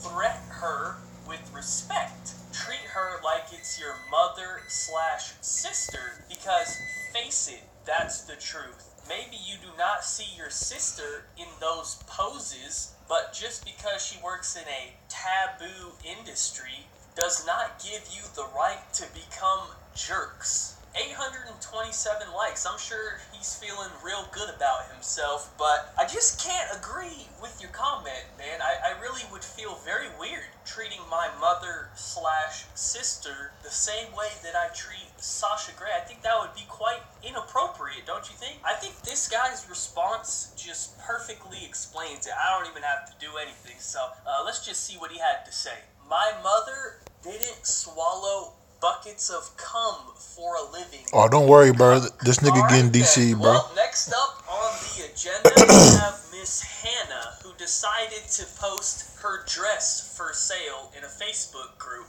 Brand new dress, never worn because it's too big for me. Fit size 10 to 14. Super stretchy material, $20. And the first response to this post was from Leo, who shockingly was not interested in buying the dress, but he did indicate that he was interested in smashing. I have to agree with Mr. Leo, and it seems 5 people also agreed with Mr. Leo, but I also would be interested in smashing. I don't know if that is available for $20 as well, but this is where the noble Eugene steps into the conversation, or in this agree with Mr. Leo, and it seemed wouldn't smash. This woman is probably so far out of your league, you wouldn't even touch. In fact, I imagine that if you are stalking Vic deals saying stuff like that, the most intimate human contact you've received lately is using a public toilet when the seat is still warm. Enjoy your loneliness. P.S. Beautiful dress. Smiley face. 9 thumbs up. Benji's feeling real good. I found the end of it quite disturbing. He was very detailed about that whole toilet seat thing. It seems like he might have been speaking from personal experience, but I guess Benji here got exactly what he was looking for, because Sarah responded, "I adore you, Benji." And then he responds with, "Right back at you, my love." That's it, bro. You're in. That's it. Did you hear that? She adores you, bro. You're in, bro. You smash it. She adores you in the same way that she would adore a cute little puppy. She adores you. You know, you got this, right? But this is where my man Leo came back in with the fire. This is what we call a KO. Excuse me, Ben. I am sorry you took my comment serious. I understand the purpose of your comment was to win female approval at the expense of your dignity, so I am not particularly offended. God damn, I think the best part is he went from like straight up bro talk, he's like, yeah, would smash, and then he just turned into an intellectual who has just demolished Benji's soul. So shout out to my guy Leo. And as far as Benji here, I mean, I don't know what else we expected from a dude's name who's fucking Benji. Moving on, Eugene decided to tell everyone on Facebook about his trip to the mall today, so let's see what happened. Me watching 19 to 20-year-old grope his girlfriend in the mall. Stop that. Men do not grope women in public. Oh, okay, I think this started out pretty normal, right? Just a typical day at the mall. Just decided to watch this couple making out or whatever the fuck they're doing. That's pretty normal, right? Anytime I see that, I also start watching them as well. I even pull up a chair and sit down right in front of them and enjoy the show. Maybe even pull my cock out a little bit, you know, not all the way or anything. Just a little bit, you know, just unzip and slip the tip out, you know, tip hanging out a little bit, you know, that's all. Nothing weird. Him. Fuck off, dude. Okay, hold on. We need to acknowledge something here. Am I the only one who, after reading the first part, didn't realize that this guy apparently actually said that out loud to them? I didn't realize that he was saying that he actually went up to the guy and said that, and I find it very hard to believe that this actually happened, but me, now talking directly to the girl. My name is Eugene. Try to remember it if you ever need anyone to break his leg. Alright, bro. Come on, man. This definitely did not happen, dude. You're not tough. This post has 37 likes. Are these people retarded? Who liked this? Did anyone read this fucking post and be like, yeah, that happened? I'm sure this happened. Oh my god. What a fucking hero. Come on, man. Eugenes are so weird, bro. We need to have, like, some scientific studies done on their brain, because there's no way they have the same brain as me. You know what I mean? Like, this whole situation would never even occur in my mind. I would just never even think like this. So I just feel that Eugenes are truly built differently than a normal person, and I think we really should start getting some scientific research done on them, you know, so maybe we can try to fix them, you know, give them some medication or something, because this is just fucking weird. But finally, last, but definitely not least, I don't even need an introduction for this one. Let me just read the conversation. You think you can toy with her like that? What? You know what? Don't try to act stupid. I really don't know. Allie, you fucking dipshit. How dare you try to fucking blame your issues onto her? Alicia? Who are you again? Grrr. You fucking kidding? You know who I am. I don't really remember. It doesn't matter. Listen, kid. You don't want to see my other side. I have a wolf inside me with a muzzle on. But the muzzle is about to come off. You broke her heart, and I will break yours. She is a nice girl. How dare you use her like this? How come people like you get to date her? Then people like me have to sit in the shadows and be the shoulders to cry on. Listen, kid, I don't have time for fucking games. I am a nice guy, but when you make a nice guy angry, the world shakes. Don't do it again. LOL, okay. You will regret this the next full moon. You mess with me, you mess with the pack, bud. Fuck you. Get ready.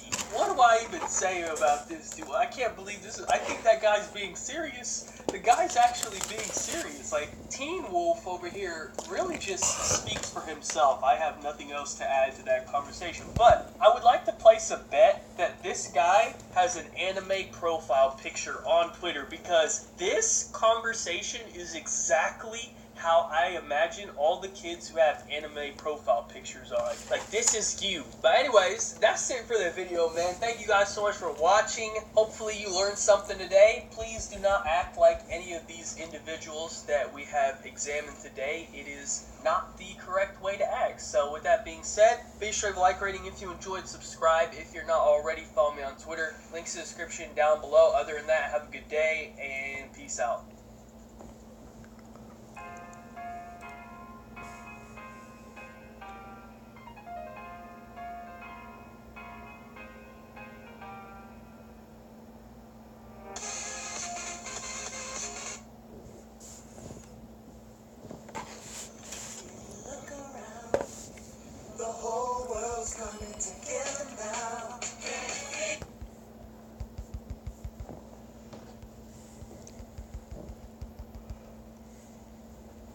BuzzFeed has blessed us with another classic video. This time we're going to be taking a look at one of the videos they posted on Facebook. I looked at their YouTube channel and I didn't see this one on there, so I guess we got ourselves some sort of Facebook exclusive here. I'm not really sure whether that's a good thing or a bad thing. I don't really keep up with BuzzFeed's Facebook page. Maybe one of you feminists out there can explain the difference to me, but this is for sure one of the worst videos I've ever seen. And it's so weird because every time I see one of these BuzzFeed videos, I think to myself, this is the fucking worst video I've ever seen. And then, like, 2 weeks later, they come out with a new video that is somehow even worse than the original one I've seen. I think it's actually a skill at this point. I don't know how they come up with this stuff. They are really good at making bad videos, as weird as that may sound. So here is the post. Let's go ahead and take a look at it. I'm dating 2 guys, and they're totally cool with it, with a picture of these 2 guys both kissing this girl in the middle at the same time. Before we proceed any further, I just want to throw this out here real quick. Just a on quick YouTube. statement, you know, I could be wrong, but how come BuzzFeed didn't make a video with one guy having 2 girls? As a proud supporter of feminism and a believer in equal rights, I am truly offended that they have mistreated men this way. Do they not believe that a man could have 2 girls? I'm very upset with this blatant disrespect towards the male culture. I expect to see a video of a man who has 2 girlfriends within the next week, or I will be writing a very angry Tumblr post, and at least 4 people will see it. So may I actually suggest a candidate? How about a little throwback here? Alright, you may or may not remember this guy. The OG Pussy Slayer right here. I'm sure he could get himself 2 girlfriends.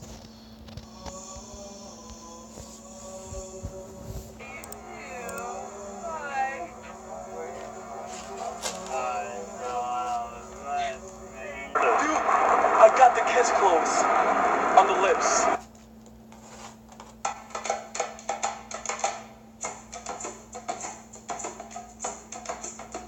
Your girl can't cheat on you if you let her fuck other dudes, am I right? Fuck no, what kind of pussy-ass cuck shit am I seeing right now? How are you gonna sit there and kiss this girl after you just seen her kiss this other dude first? It's one thing to share your girl with another dude, like you already taken the L for that, but if you're gonna do that, at least can you be the one hitting it first, man? This is just pathetic. Where is your fucking self-respect? This is sad. At least hit it first, my man, at least. Hi, my name is Kate, and I am currently dating 2 guys. Let me go ahead and just fix that for you. Hi, my name is Kate, and I'm a whore.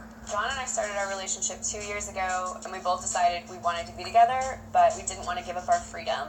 Andrew and I met at the same training program and just kind of like instantly connected. Now we're still together, and it's been about 2 months. Okay, hold up. Let's go ahead and try to add this up. So, apparently, 2 years ago, this started out as a normal relationship with boyfriend number 1. Then, 2 months ago, she meets this other guy, and she thinks to herself, you know what? I want to hop on his team too. 1 meet just ain't enough for me. So, she then goes back to boyfriend number 1 and says, hey, boyfriend number 1, your dick just ain't cutting it, alright? Dick game weak. I want to have another boyfriend, and boyfriend number one, upon hearing this news, was like, you know what? Sure, babe. Why not? You know, no big deal. Go ahead and hop on any date you want. So then she goes back to boyfriend number two and says, hey, my other boyfriend said it was cool, so you can go ahead and be boyfriend number two if you want. And then this second fuck was just like, oh, really? That's great. I'd love to be boyfriend number two.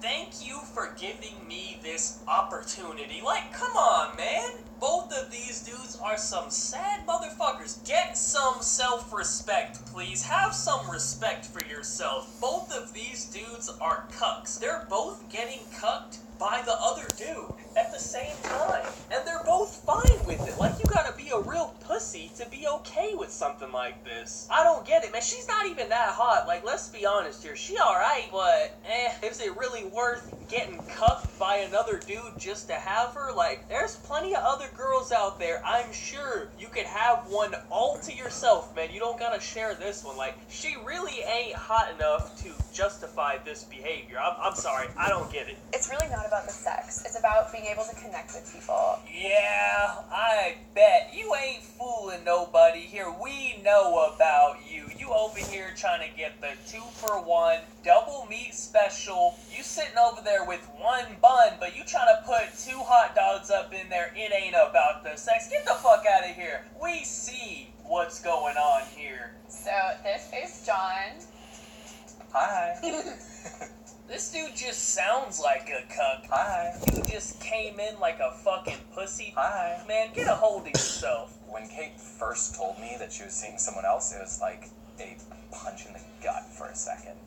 It was like I just got, and all these fears and insecurities just bubbled up, and I was just like, what, am I not good enough? Like, oh my god, why is she looking outside of me? Like, what else could she possibly need?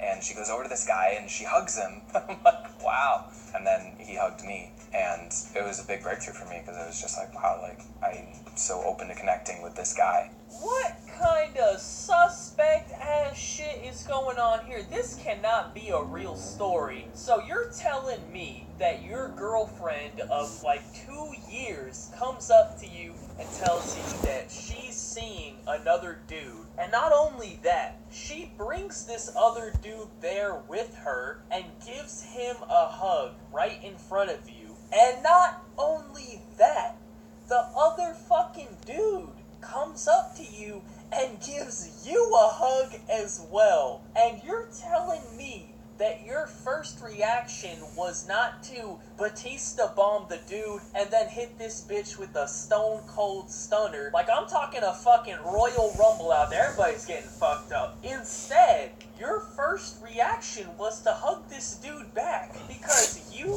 feel connected with him. Are these two dudes gay? Because that's the vibe I'm getting here. Initially, I was getting the vibe that, like, you know, they were both getting up in her walls and, you know, maybe they just couldn't get no other bitches or they just really like this girl or something, so they don't mind sharing her, but they were trying to get up in the walls. But now I kind of feel like this girl's not even important. Like, yeah, they might get up in her walls, but I feel like they're also getting up in each other's walls. Let some dude come up to me and give me a hug. What the fuck am I hearing? And then I developed an immense amount of like pride and love for myself because I was like, who else responds to that in this way? Wait, what? Who else responds this way? What do you mean, who else responds this way? Nobody does, you fucking little cuck. That's not the way you're supposed to respond. What the fuck do you mean you felt pride in yourself? What exactly do you have to feel prideful about? You felt pride that you just hugged the dude who was fucking your girl? You were just happy about that? How is that something to feel prideful about? Like, out of all the possible ways you could have responded to this situation, you literally picked the only one that is unacceptable. You may as well have just pulled out his dick right there and started sucking, just like your fucking whore girlfriend. That's what you did. So this is Andrew. Hey, how's it going? Honestly, when Kate told me that she was in an open relationship, I was like, yes, that means free game. See, this dude knows what's up. He saw the opportunity and he just slid right in. He came in with the cuck on the other guy. But the problem is he overstayed his welcome. So now he's getting counter-cucked because boyfriend number 1 is still there and he's cucking him right back. You know, if he just slid in the walls and slid right out of them, he would be good. But since he decided to stick around, the cucker has now become the cucky. You know what I'm saying? The first time I met John was at a graduation. I honestly didn't know who he was at first. I just gave him a hug. Just like, what's up, you know? No, I don't know. Who the fuck just goes around giving random people hugs? If I don't fucking know you and you just came up to me and put your fucking hands on me, I'm gonna see that as a fucking threat. Like, I don't know you, man. Like, you can't just come up to me, start touching me, man. What the fuck? You are now seen as a hostile and you will be dealt with accordingly. I don't give a fuck if you coming to give me a hug or coming to jerk me off, bro. Don't put your fucking hands on me if I don't know you. My first time really connecting with you, it was like, oh, hey, you're The YouTube video. and we're both experiencing the same feelings. Then I got a really great friend in my life. Want some of this? Absolutely. Might as well share that too. That is about as pathetic as it gets. I guess we can wrap the video up by ranking them from most pathetic to least pathetic, because everyone in this entire video is fucking sad, but the biggest fucking loser here is the original boyfriend, who was apparently dating this girl for 2 years, and then boyfriend number 2 came in and cucked him, and apparently he was totally fine with that and even, like, became friends with the dude who's fucking his girl. That doesn't even add up. I can't believe this actually happened. Boyfriend number 1, you are the most pathetic person here. Pathetic person number 2 is the fucking girl who's trying to justify this. Oh, it's not about the sex. Oh, I'm in love. Shut the fuck up. You trying to get the double meat special, alright? 1 meat stick wasn't enough for you to ride on. You had to go out and get another one. Let's not try to justify it by any other means, okay? And number 3 is boyfriend number 2, who originally came in on some good shit. It was like, okay, you came in, stole his girl, then you peace out. But he decided to stick around and get counter-cucked by boyfriend number 1, so he ends up taking an L as well. He almost got out of there with a W. Like, he just swooped in, got the girl, peaced out, alright, you're good. It's not really your responsibility to keep her from cheating on boyfriend number 1. You know, if she's a whore, that's on her. Like, you're not really doing anything wrong. She's the one doing something wrong. But he decided to stick around, so he takes an L as well. So all 3 of these people are fucking sad, and I can't believe that that story actually happened, because literally everybody else on planet Earth would have had a different reaction than this fucking sad, pathetic guy right here. But apparently, he's just real prideful about it. So anyways, thank you guys all for watching. Be sure to leave a like rating if you enjoyed. Subscribe if you're not already. Follow me on Twitter. Links in the description down below. Other than that, have a good day and peace out. Also, I think I will be up. Alright, what's going on, guys? So, as you know, there are a lot of real weird. Be sure to leave a like rating.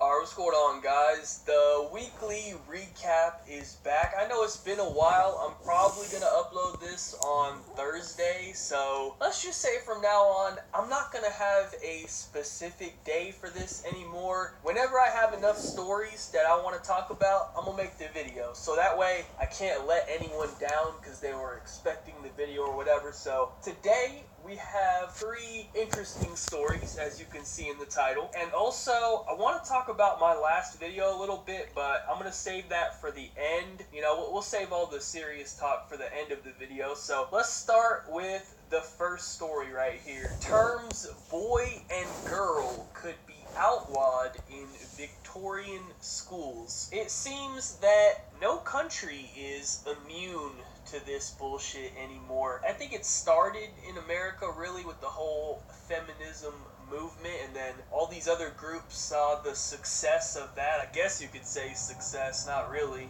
More so, I would say attention. They definitely got everyone's attention.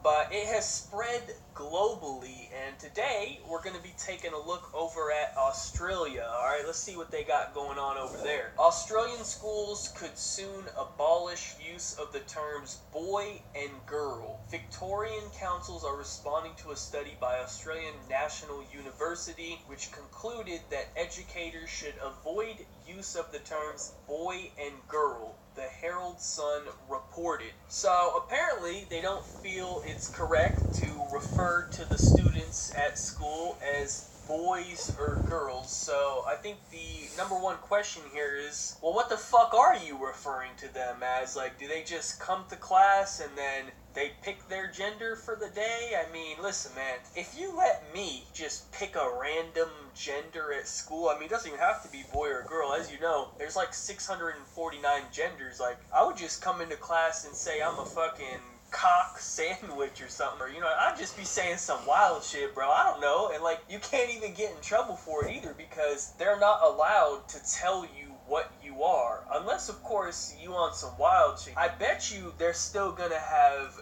the girls and the boys' restrooms. I bet you're not allowed to say, hey, I identify as a girl, and then walk into the girls' restroom with my cock out, you know, so I just got my pants unzipped with the cock out, maybe with the right testicle out as well. Keep the left tucked away, you know, a little bit of mystery, but have the cock out, have one of the balls out, walk right into the girls' restroom. I bet they have a problem with that, right? Then I'm a boy, alright? Now all of a sudden I'm a boy, because they can literally see my dick, so I mean, I guess I don't blame them. Actually, is that even how it works anymore? Like, if you have a dick, are you a boy? Like, does that mean anything anymore? Or I could have a dick and still be a girl? I don't know. This shit's very confusing. Can we get, like, a rule book or something? Because as a normal person, I just don't understand it. So if I could get it, like, some written rules or something on how it all works, that would be very helpful to me. But anyways, let's continue. Keeping in accordance with the study would also involve the banning of children's toys such as Winnie the Pooh or Barbie figurines, both of which are products that promote gender stereotypes, the study said. Other children's favorites such as Thomas the Tank Engine and superheroes could also become a thing of the past. The study found that prejudice along race and gender lines can be recognized in children as young as 3 and 4 years old. It discovered girls who played with feminized characters had fewer career options, while toys such as Disney princesses helped to enforce female stereotypical views. So not only are they stopping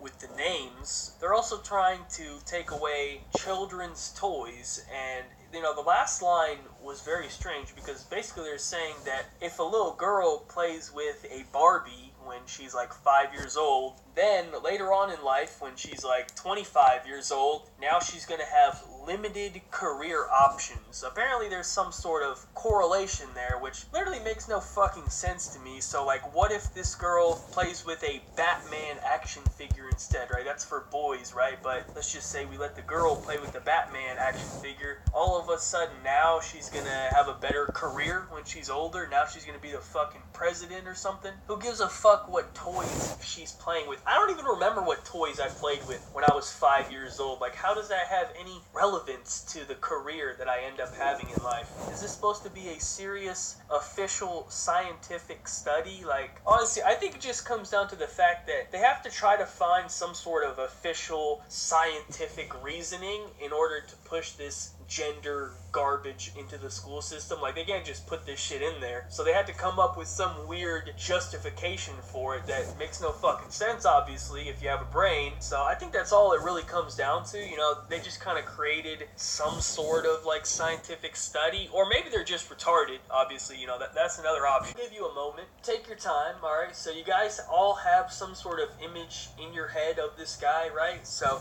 here is the actual man. And I was just wondering, like, does he look similar to what you were imagining in your head? I can even give you a better pick. Here is his mugshot picture. So, you know, just tell me what you think. Like, does this guy look like someone, you know, that might have 58 terabytes of child porn? I mean, I'm just saying, he kind of does. You know, he kind of does. He kind of looks like someone who might do that sort of a thing. Now, the second part of this is I want to make sure everyone understands exactly how much 58 terabytes actually is. They did the math on how many hours it would be, and 1 terabyte is 500 hours of video. And this guy has 58, right? So that's over 29,000 hours of video. 29,000 hours. So if this dude wanted to sit down and start watching it from start to finish, it would take over 1,200 days, which is over 3 years. So just 1, 2, 3, 4. We are the Dead South. You can rush your seat. The Dead South are coming to the Kalamazoo State Theater this New Year's Eve. Let's all wrap it on, trap about. One up to throttle back. Let's go round another round. The Dead South, the Crane Wives, and the Hoot and Howlers this New Year's Eve. stop for a second. Understand how much this dude actually has. He could sit down right now, as of today, and start watching all of his files, and he would never sleep, never do anything for the next 3 years straight. And by this exact date, in 2021, he still wouldn't be done watching all of his content that he has. Like, god damn, bro, this motherfucker has every child porn video that exists on the internet, man. He has them all. Like, damn, share some with the other pedophiles out there, bro. You hogging all the porn. This fool took it all for himself, okay? Like, I didn't even know there was that much out there, you know what I'm saying? Like, this fool probably taking vids off of Pornhub. You know the vids are like, horny stepsister gets fucked by stepdad or whatever the fuck, them weird shit. I noticed that those are always on, like, the trending page. Like, who the fuck is watching that? Like, we got some weirdos out there. But this dude's probably downloading those too, thinking that shit's real fucking weirdo, man. Like, how do you even got the time to watch all of that? You can add up all the fucking videos I've ever looked at in my entire life of normal porno, alright? Not no weird shit, alright? I am a veteran of the Pornhub, alright? I've been visiting the hub for over 10 years now, alright? Let's just say I'm a veteran out here, and even in like the last 10 years, I don't think I've looked at even close to that much. Like, the quantity that this guy has downloaded is just fucking insane. Like, 58 terabytes of anything is just crazy. Like, that's so much content. What the fuck is his internet provider doing? They didn't notice the unusual amount of downloads coming from Eugene's house? Like, is this why Comcast been throttling everyone? This motherfucker been using up all the bandwidth to download his fucking porn. Is this why I'm lagging, bro? Every time I play Fortnite, I be lagging. It's cause this guy's downloading something, man. They let this dude use all the internet. Like, come on, man. Like, all jokes aside, 58 terabytes of anything in the world is just crazy. But the fact that this dude has it of fucking child porn, like, that's like the worst possible thing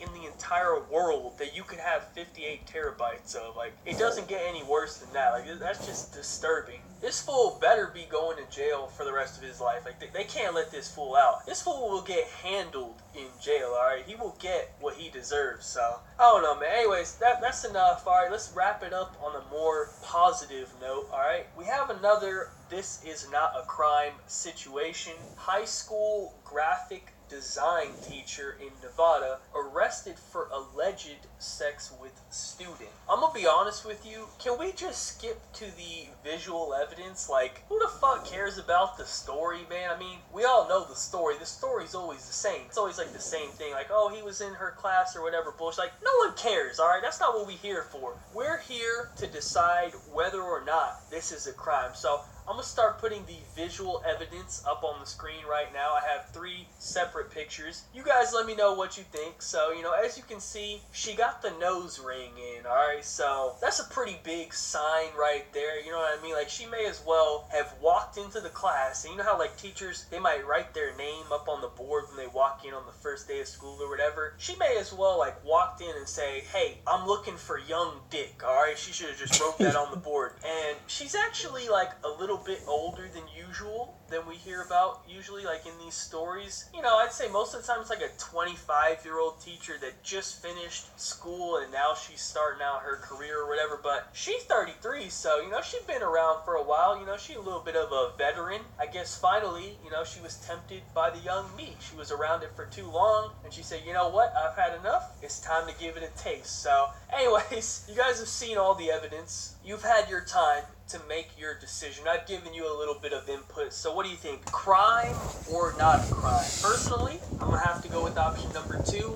This is not a crime. I'm just not seeing how the young man was much of a victim in this situation. You know, personally, I just can't see myself feeling like much of a victim, so that's why I'm gonna have to go with not a crime, option number 2 on this one, but you guys let me know what you think as well. So anyways, that's it for the recap. Before we end it, like I mentioned in the beginning, I want to talk about my last video real quick. So just to clear up any confusion whatsoever, I uploaded like this Fortnite, I guess, tutorial video, trolling. say like 2 days ago. And if you don't play Fortnite, let me just explain real quick what it is. So every week you get these new challenges that they put out so that you can like rank up faster, and one of them is always like this hidden star that you have to go find on the map. And these challenges usually come out around 4 a.m. in the morning, and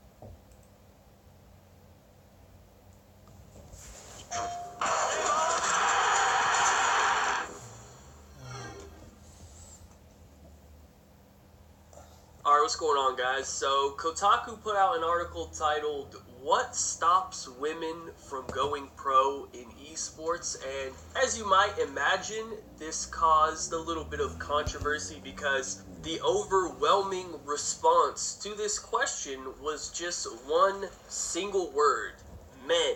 M-E-N. Because apparently men are somehow stopping women from competing in esports. So basically what we have here is our typical situation where the feminists find some sort of equality issue. I say equality in quotation marks, and their number one response to it is to blame it on the men, as they typically do whenever they have a problem. It's always the man's fault. You know, you wouldn't want to take any responsibility for yourself. No, that would be too hard. Much easier to blame it on someone else. So, as usual, when they do this, all of the normal non-mentally disabled people come out and explain to them why they are fucking stupid. So let's just break down their argument real quick, and then we can discuss why it is incorrect. So basically, they're claiming that men are quite literally stopping women from going pro in esports. Like, as in, hey, you're a woman, you can't go pro in esports. This is just not for you. This is males only. This is our territory. You're not allowed. You know, go back to the kitchen, basically, is what they're implying.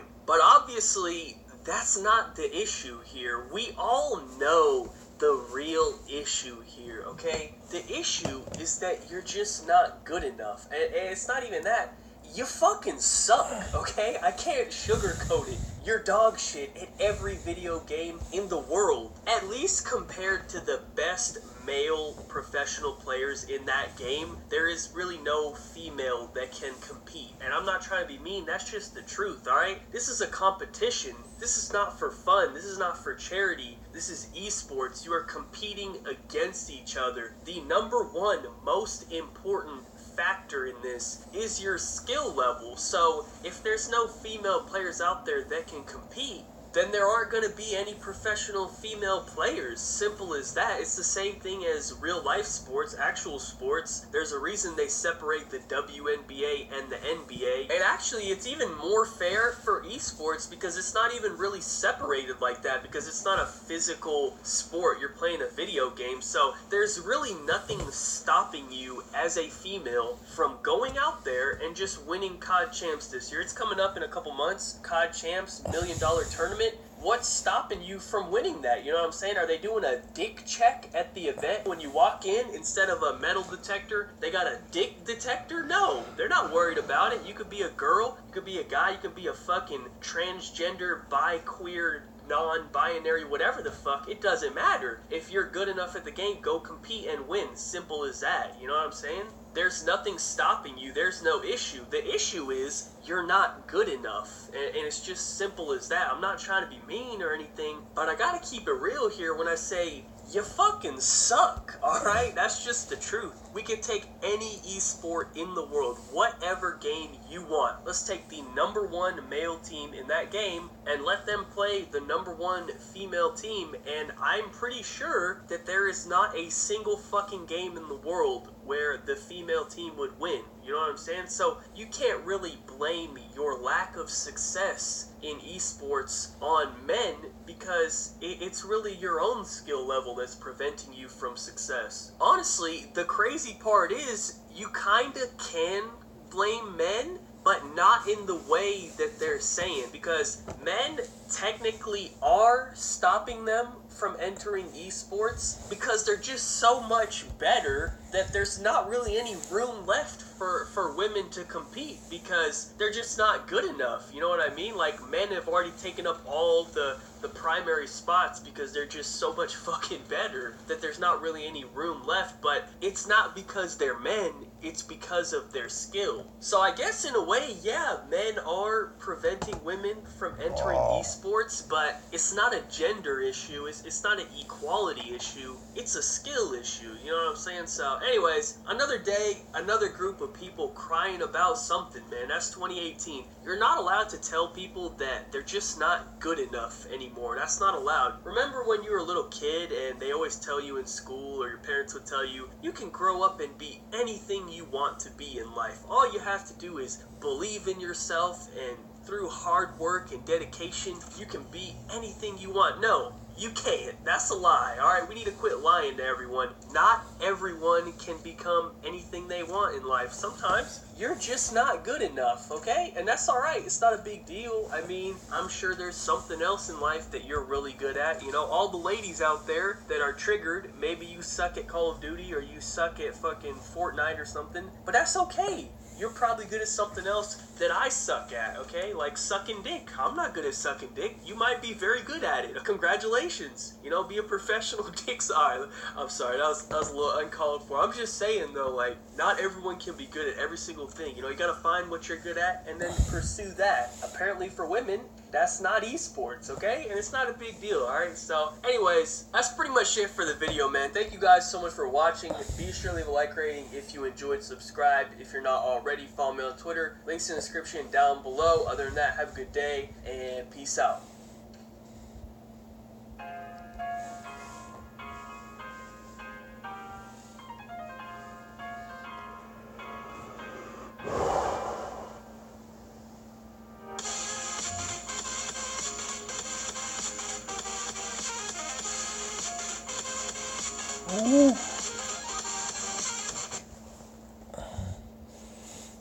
Alright, what's going on, guys? So recently, WNBA players have been getting a little triggered that they are not paid on the same level as NBA players. Apparently there's a huge wage gap between the NBA and the WNBA. Now, this is something that has been talked about for a long time now. You know, it comes up every now and again, but recently it seems to be getting a lot of attention again. You know, no surprise, I would say. It's 2018. We're all about that equality nowadays, but it all started with this tweet right here. 154 million must be nice. We over here looking for 1 million, but Lord, let me get back in my lane. And that's from Aja Wilson, a WNBA player. Now, if you don't understand what Miss Wilson here is talking about, well, she's talking about LeBron James. Now, LeBron recently signed a $154 million contract with the Lakers, and Miss Wilson here seems...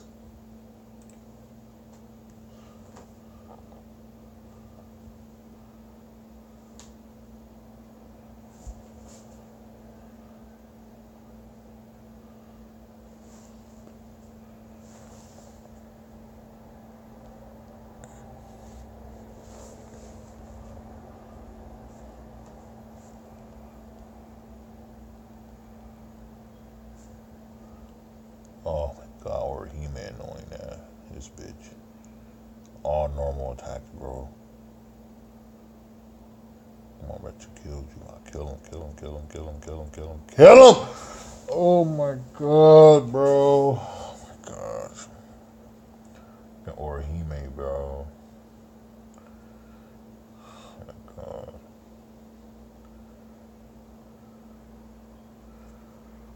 Fuck.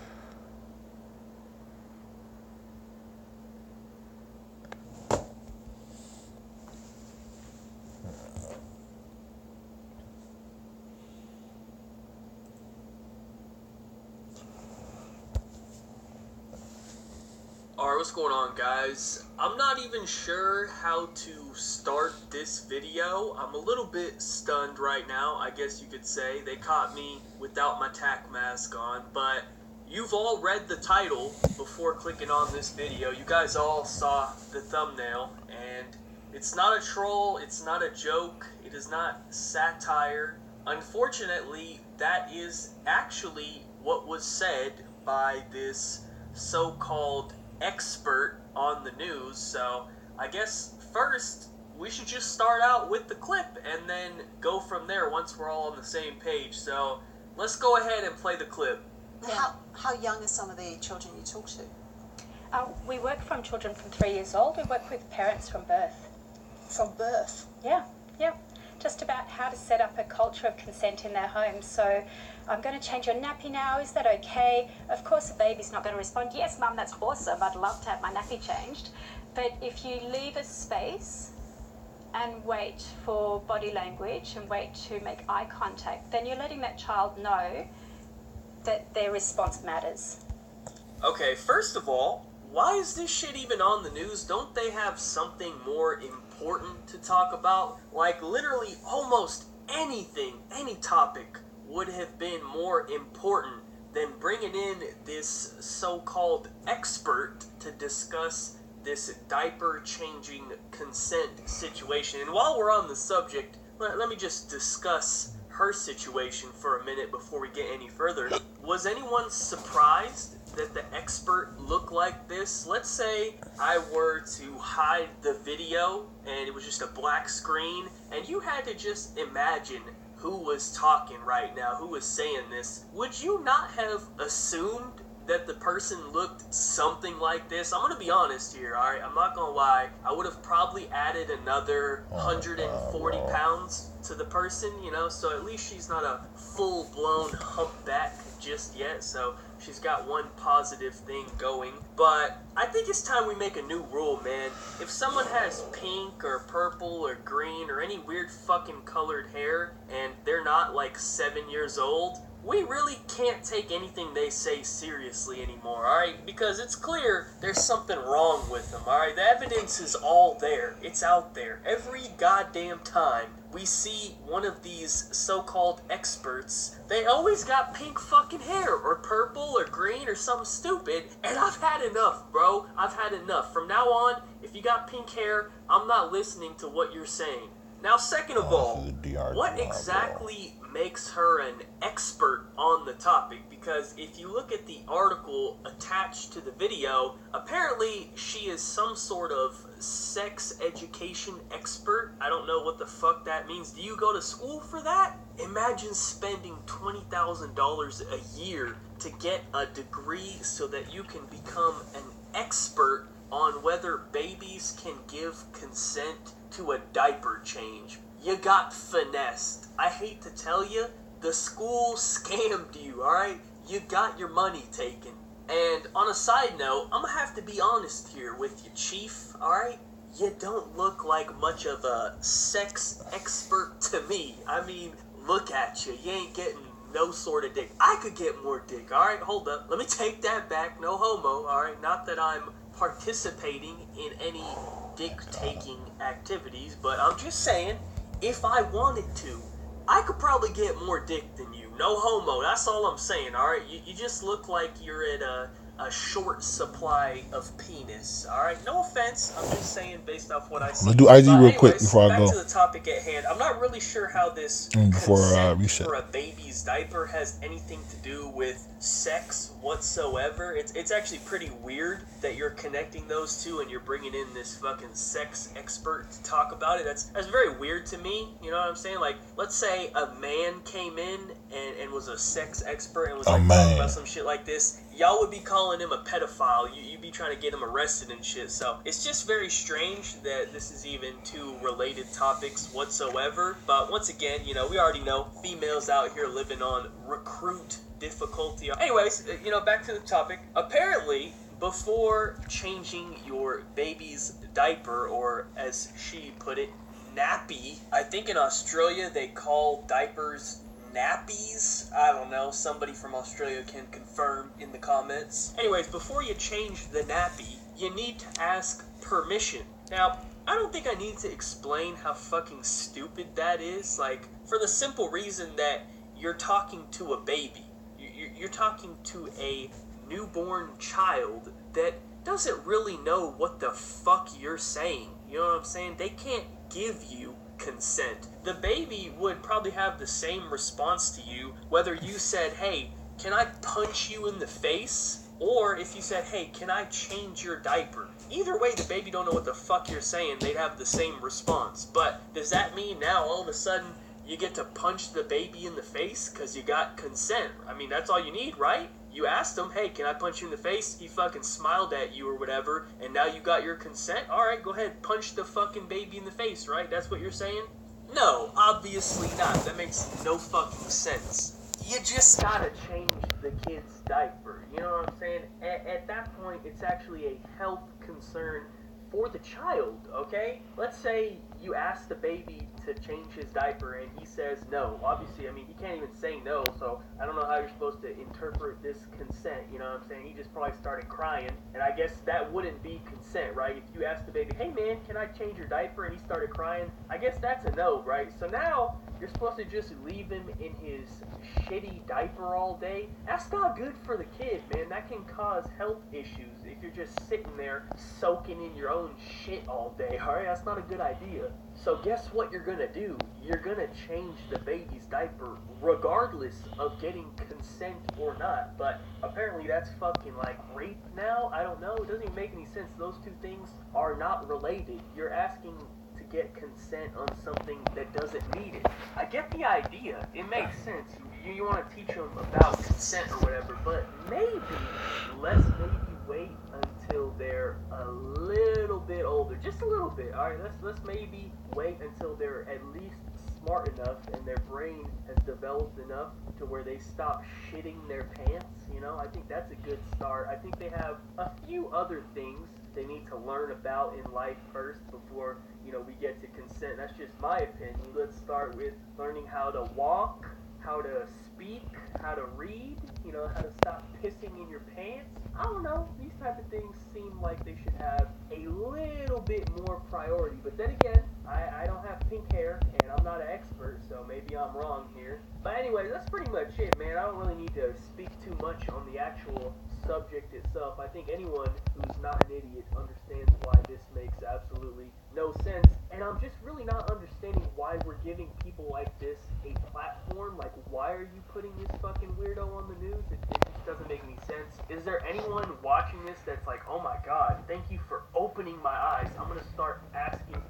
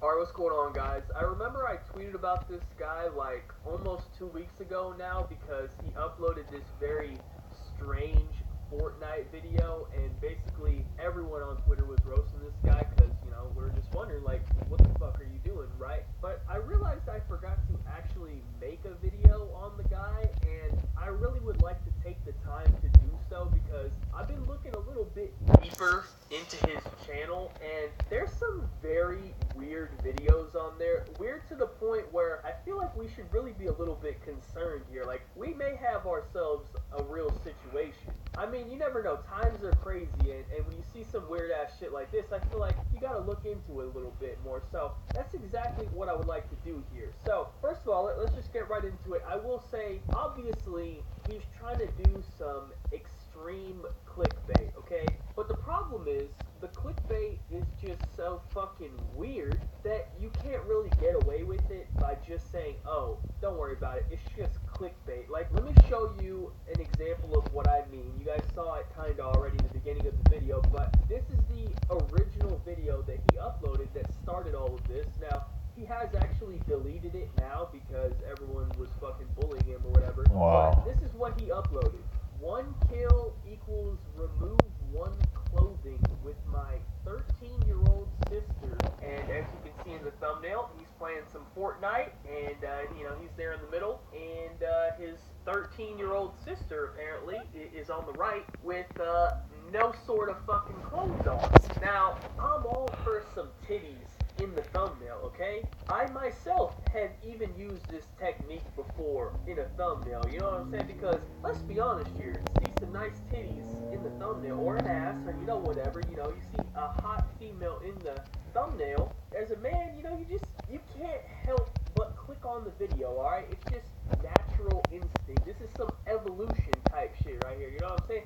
Dick too, alright? I don't discriminate, alright? If I see a nice looking dick on the thumbnail, I might click on that shit too, you know what I'm saying? Depends on the dick. It's like when you're on Pornhub and that little pop-up comes up, this hot MILF near you wants your dick. Click here to find out more. I mean, I click that shit, bro. You never know, you know? One of these times, it might actually be true. So far, it's never really worked out. I'm like 0 for 147, but hey, I might get that 148th one. That might be the one, you know what I'm saying? You miss 100% of the shots that you don't take. So, as I said, it's alright that you put the titties in the thumbnail. Oh, I got hit. Fuck That's me. cool, bro. The problem is I'm doing so good. implying that they're your 13-year-old sisters. So we have 2 issues there. Number 1, it's your sister. Number 2, she's 13. Now I will say, before I get any further, it's not actually his 13-year-old sister. More so than that, the issue really is the fact that you're totally okay with having the reputation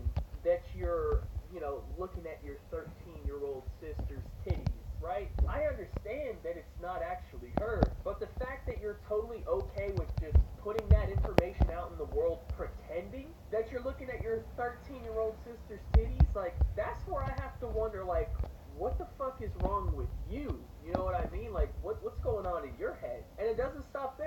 a lot of videos with his supposed 13-year-old sister. Here we have Truth or Dare with my little sister, and he's kissing her on the lips in the thumbnail. Now, I will say, he has now changed the title of this video. Now it says Truth or Dare with my girlfriend, because I think he tried to get rid of all the videos that had him and his 13-year-old sister in the title and changed it all to his girlfriend, or deleted them, because that's fucking weird. And I guess the entire community had to point that out to him, because he didn't think in his head, well, yeah, this is really fucking weird. I probably shouldn't title the video like this. But the problem is, it doesn't stop there. The 13-year-old sister, that's just the beginning, okay? The further and further you dive into this guy's channel, the more weird shit you will find. I filmed Alright, G-Master, I got you, bro. Sartorius kissing Millie Bobby Brown. Okay, Jacob Sartorius is what, like 14? Millie Bobby Brown, that's 11 from Stranger Things. She's also like 13 or 14. I don't know how old this guy is, okay? I don't know. He looks to be about 17, 18, 20. I don't fucking know. He's grown, basically, though. That's the point, okay? He's not 13 years old. So it's very weird that you're making a video talking about two children kissing. You know what I'm saying? Like, why is that your concern? I don't know. And the weird part is, this seems to be some sort of trend on his channel, calling the Cash Me Outside girl. Now, if you look at the thumbnail, he has a pic with her titties out. Now, if you didn't know, the Cash Me Outside girl is like fucking 13 years old. Now, this video is kind of old, so I believe as of right now, she is 15 years old. But at the time of him uploading this video, she was like 13 or 14. So I'm not understanding why you felt the need to put a 13-year-old's titties in your thumbnail. Like, I'm about to fucking go to jail right now just for looking at your thumbnail. I don't feel comfortable right now. The FBI is watching me for looking at your fucking video. And it doesn't stop there. Here's another one. 15-year-old porn star. Listen, you weird fuck. What the hell is that in the thumbnail? How is this dude allowed to make videos? I don't know. But why are you making a video about a 15-year-old porn star? You have some sort of weird thing about children. I haven't watched a single one of these videos because I don't even want to fucking click on the goddamn video, because I'm pretty sure the moment I click on this shit, the goddamn SWAT team showing up to my door and I'm getting arrested. But somehow you free on the internet making these weird ass fucking videos. Okay, hold on. Let me interrupt the weird videos for a second. I found a normal video. 3 years ago, this guy uploaded a video called I Lied About My Age, and I actually clicked on this video. I felt safe doing this video. I watched a little bit, and apparently 3 years ago, he was 15 years old. If he's telling the truth, I don't know, the fucking video is I Lied About My Age. According to him, 3 years ago, he was 15 years old.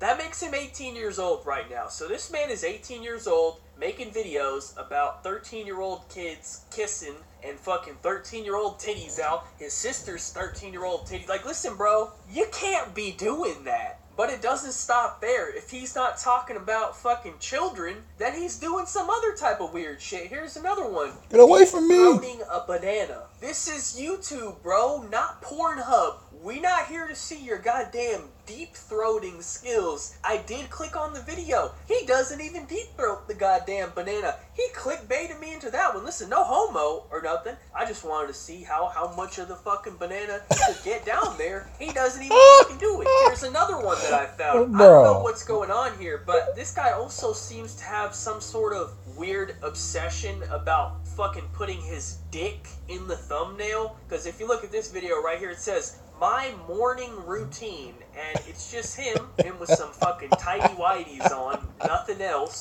sprawled out, fucking grabbing his dick. I don't understand. Is this advertiser friendly? YouTube? I call a fucking 572-pound feminist fat in my video, and apparently that's not advertiser friendly. This man's literally grabbing his dick. But this isn't the only one. He just loves showing off his fucking dick in the thumbnail. I really don't understand why. Things guys do when they're alone. And once again, he's laid out on his fucking bed.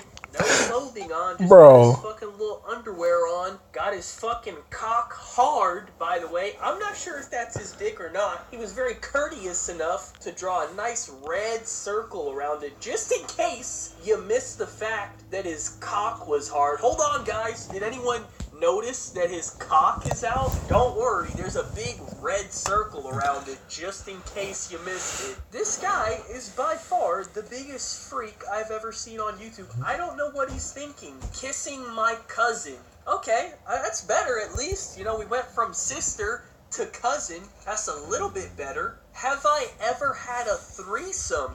Dirty Q&A, and then there's fucking 3 dudes on the screen. Listen, man, this ain't it. When they say, hey, have you ever had a threesome, they ain't mean with 2 fucking dudes, bro. These dudes had the fucking dick centipede setup going on. You guys know the movie Human Centipede? You know how they're like set up, right? That's what they had going on. They just had the dicks connected all the way through. Just a little dick centipede action. Come on, man. Now wait, last but not least, we cannot forget about this one. Smash or passing my subscribers. Surely this will turn out well. I'm sure you can all imagine right now what's about to happen in this video, and yes, that is exactly what he does. Anastasia sent one in. I'm gonna have to say smash. I'm gonna smash this girl. I'm gonna have to smash that one as well. So yeah, that is him uploading a video talking about how he's going to smash all of these fucking 13-year-old girls. I can't make this shit up. Listen, man, at this point, I really don't feel like you can just say that you're joking when we've seen all the other weird-ass videos that you've made that are all very questionable. At this point, I'm a little bit concerned, man. I'm not saying you're a pedophile or anything. I'm just saying you're making some very weird fucking videos, and I don't know, maybe someone should look into this. You know, FBI, go do your thing. Out of all the things I may have said in this video that, you know, may or may not have been a joke or whatever, I legitimately feel like there might be something weird going on here. That's all I'm saying. So anyways, definitely don't recommend you check them out or watch any of these videos unless you want the SWAT team showing up at your door to arrest you. So I think it's better to just be safe. But thank you guys so much for watching. Be sure to leave a like rating if you enjoyed. Subscribe if you're not already. Follow me on Twitter. Links in the description down below. Other than that, have a good day and peace out. Peace out.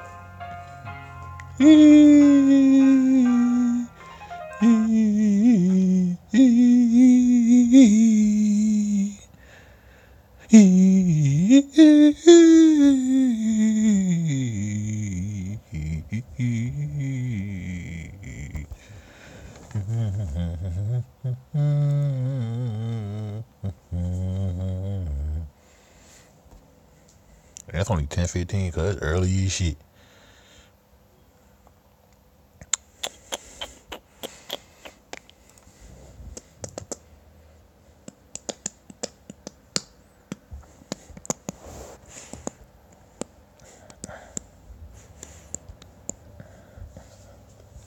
Let me get that 40 stamp, dude. Get it. Oh, I want to see that, bruh.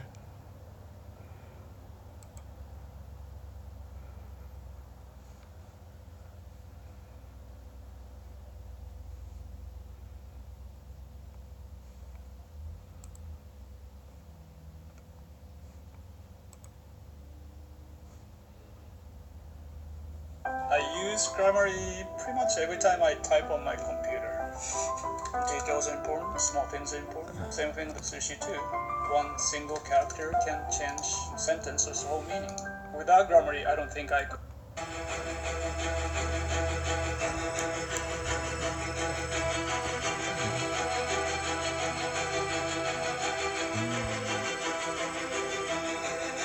There it is.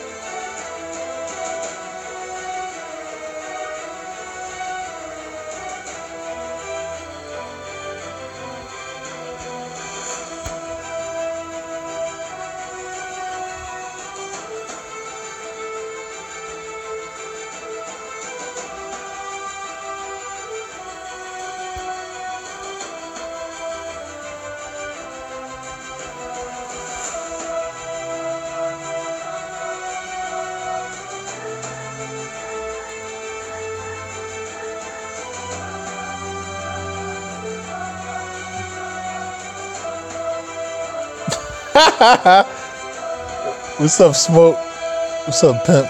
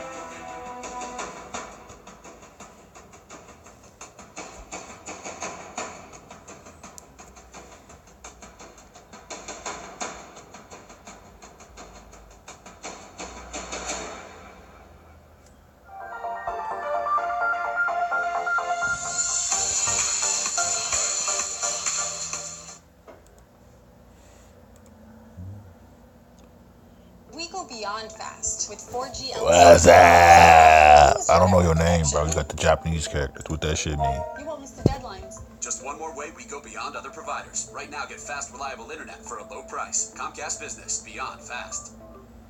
Just beyond me. And Luffy training with Mystical Man. One Piece chapter 926, and I'll tell you guys right now, I needed a chapter like this because the last couple of chapters have been pure hype. Like, the hype has been insane. So to get a chapter in which it's just an enjoyable chapter from start to finish, we get different aspects of Wano, we get moments of Luffy and Kid having funny moments, comedic moments, while also having badass moments at the same time, and building up a, how to say this, relationship of rivalry. Like I told you guys right now, I made a video a couple of weeks ago called Enter Luffy's Rival. I've always said that Kid is Luffy's true rival, and I do want to say this chapter kind of was like backing that. I'm excited. I'm excited for the future of Wano because Act 2 seems to be highlighting the prison stuff when it comes to Kid and Luffy and other characters who are definitely going to be hyped because we've seen characters from the past in this prison. We've seen characters we have never seen before in this prison. It's gonna be hype. It's gonna be hype, and as fans of One Piece, we need to understand there's chapters like 925, but there's also chapters like 926, which they both are amazing in their own right.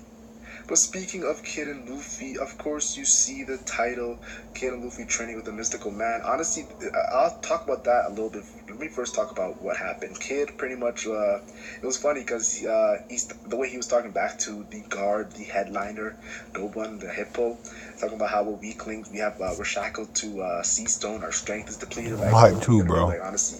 And then I can't wait, man. I really want to see what Caleb gonna do. I really hope they deliver. 5 seconds. There's no diff and there's no dip. That was no difficulty. They pretty much gave him a butt whooping, honestly. It was pretty easy. And it was pretty badass how Luffy's carrying the old man who was getting bullied throughout the chapter. Like, that old man was getting throughout the chapter bullied. Funny moments and badass moments of kids saying when they say, "Oh, you guys are definitely gonna get executed for that," and then he's like, "Where's your proof?" Like, honestly, where's your proof? Where's the evidence? It was hilarious.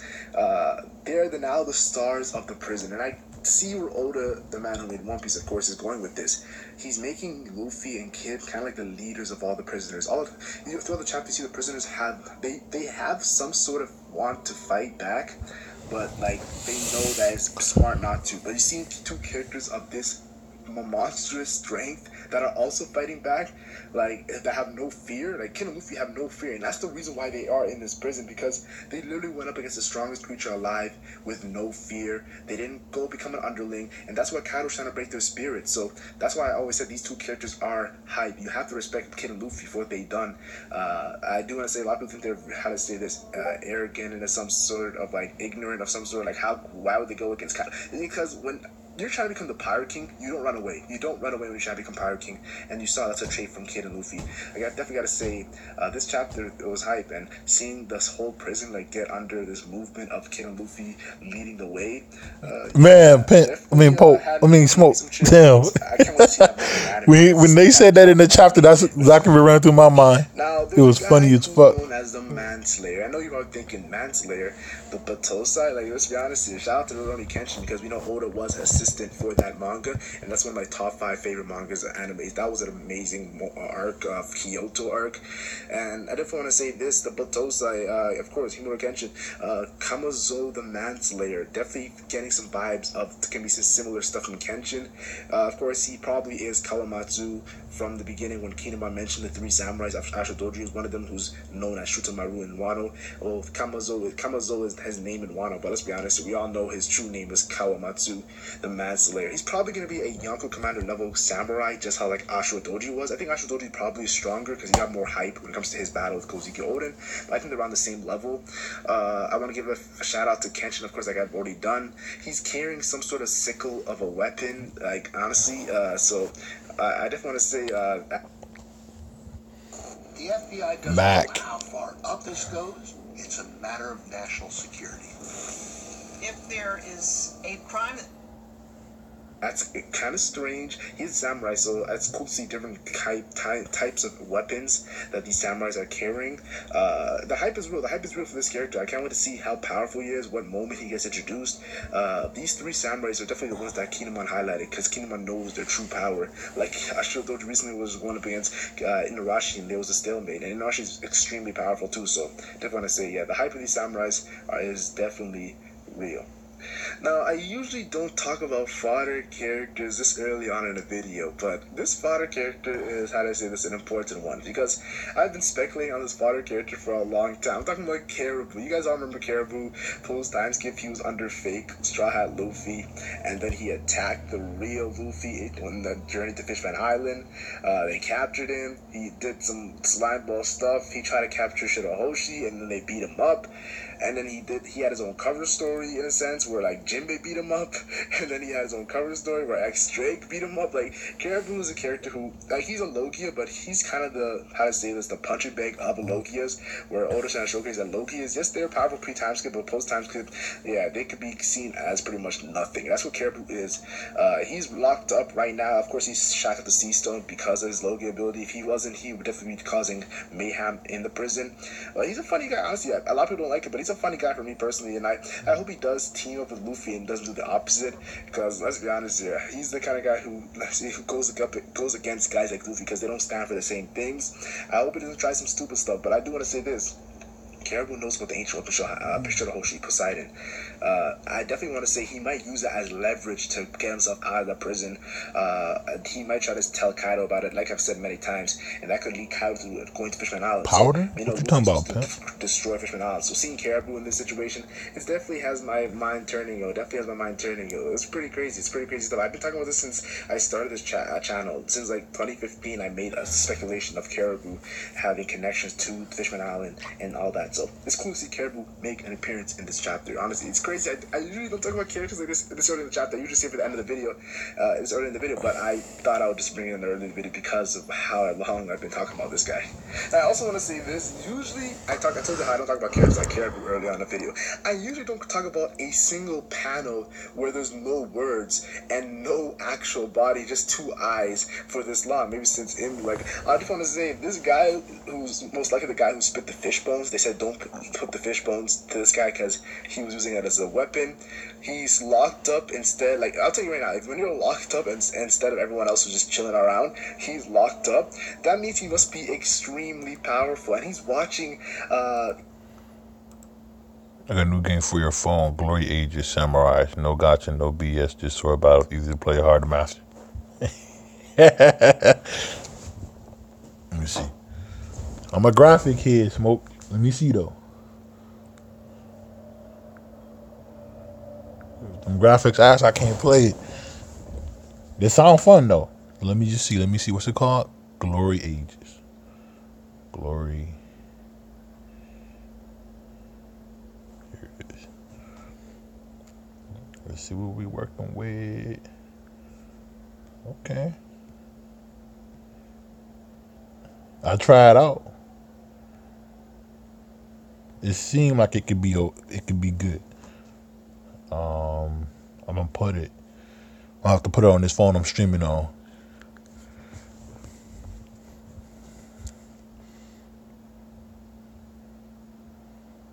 Snow? Oh man, I thought you was talking about drug or something. Who got that powder? Oh yeah, bro. We got a little bit of drizzle here. You know, nothing too major, nothing to worry about, nothing to be scared. You know what I mean? Nothing to be scared about though. You know. You funny, man. He said, "Who got that powder?" I'm thinking you talking about some drugs. You talking about some fucking snow. Funny guy, man. Funny guy. Kid and Luffy, like he's observing Kid and Luffy go against Doban, the headliner. So he probably is a beast of a character. And you guys saw my title, Kid and Luffy training with the mystical man. If you guys do not know, this prison arc seems like the perfect place for Kid and Luffy to train and get some sort of strength before they go out and actually go up against Kaido. Now, this beast of a character, in my opinion, like I said, he will be the one to train Luffy and Kid and give them some sort of boost in power before, like I said, they go up against Kaido.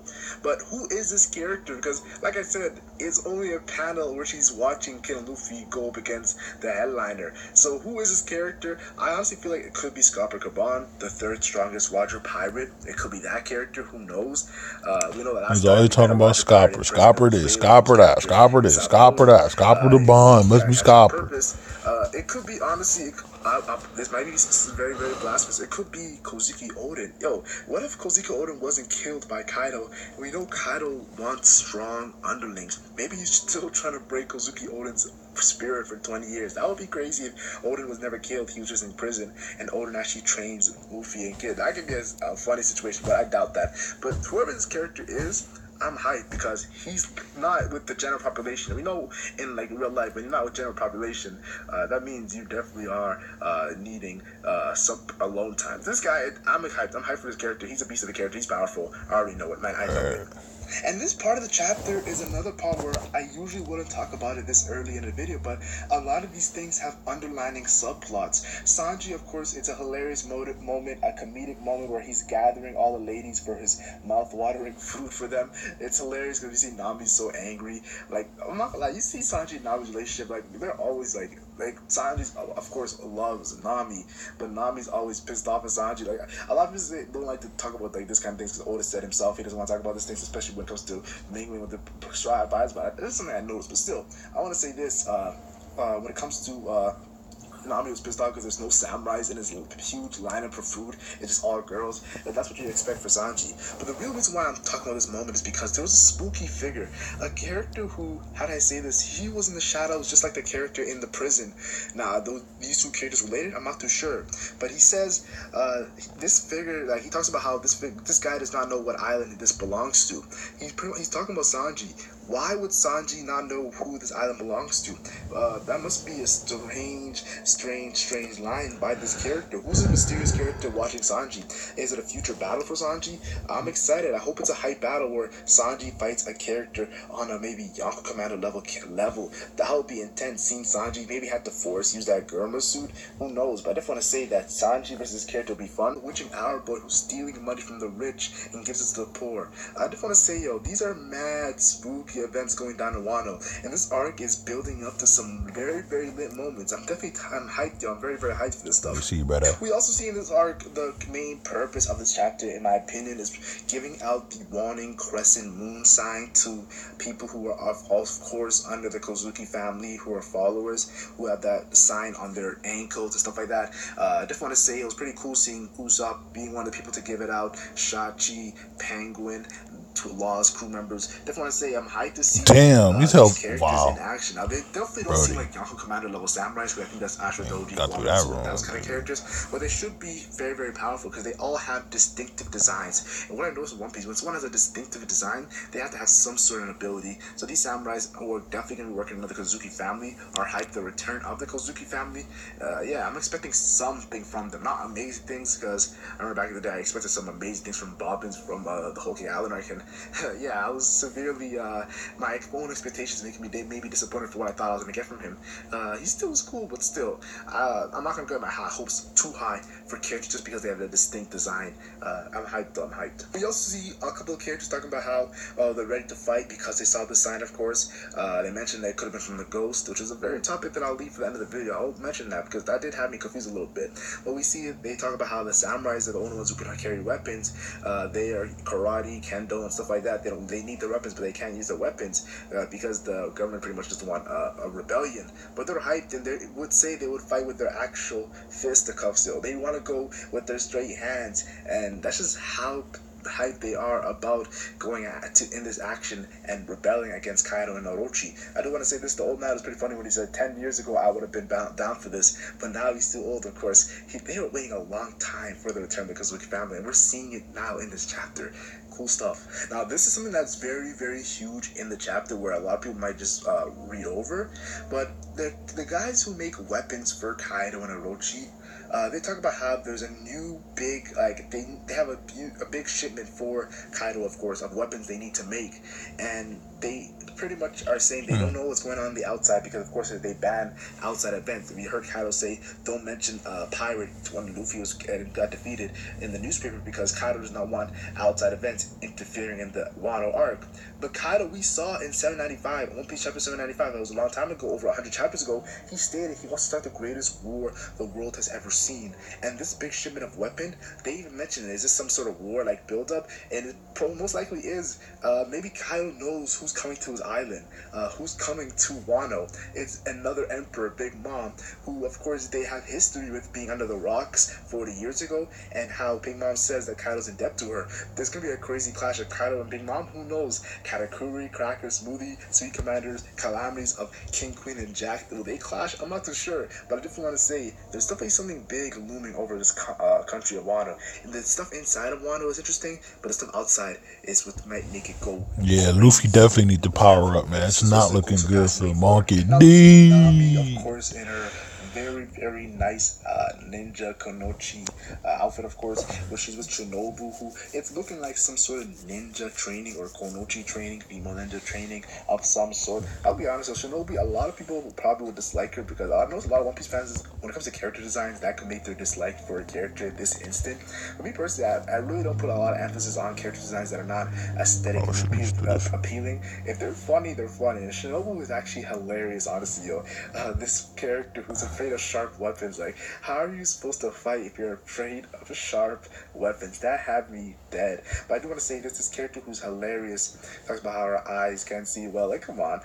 She has this crazy ninja art giant glider that they use to escape when they're found out by the characters, talking about them making the weapons for Kaido. And that's pretty epic, yo. This ninja art giant glider, like, what an amazing escape. Definitely want to say it was very, very cool stuff.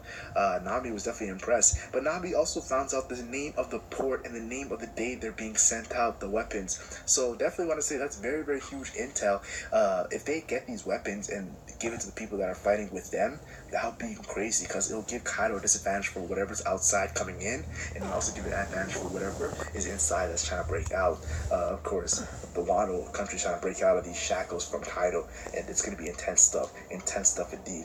I'm hyped, yo. I can see I'm hyped. Now, a big chunk of the chapter was Eustace, Kid, and Luffy. And everybody talked about how Eustace, Kid, and Luffy and their rivalry is so fun. But seeing them move over 500 rocks with seed stone shackles, this is something I have to talk about. A lot of people are mentioning this could be a way of training because the whole situation of Dragon. You see that movie last Turtle night? Shell, of course, from like the whole Kami school. Master Roshi teaching, of course. Teaching Krillin and Goku how to get stronger when they're kids, and the whole like gravity effect, not how the big stance, especially when it comes to Naruto too, they had the whole situation of training when it comes to the weights that Rock Lee was using. Now we see Eustace, Kid, and Luffy, who their strength is drained, yet they're doing so much, moving over 500 rocks. Is this some sort of training, how to make these sea stone shackles? Yes, they'll still be effective, but not as effective as they used to be back in the day. Who knows? But I just want to say, Eustace, Kid, and Luffy showing their monstrous strength. You have to respect it, yo.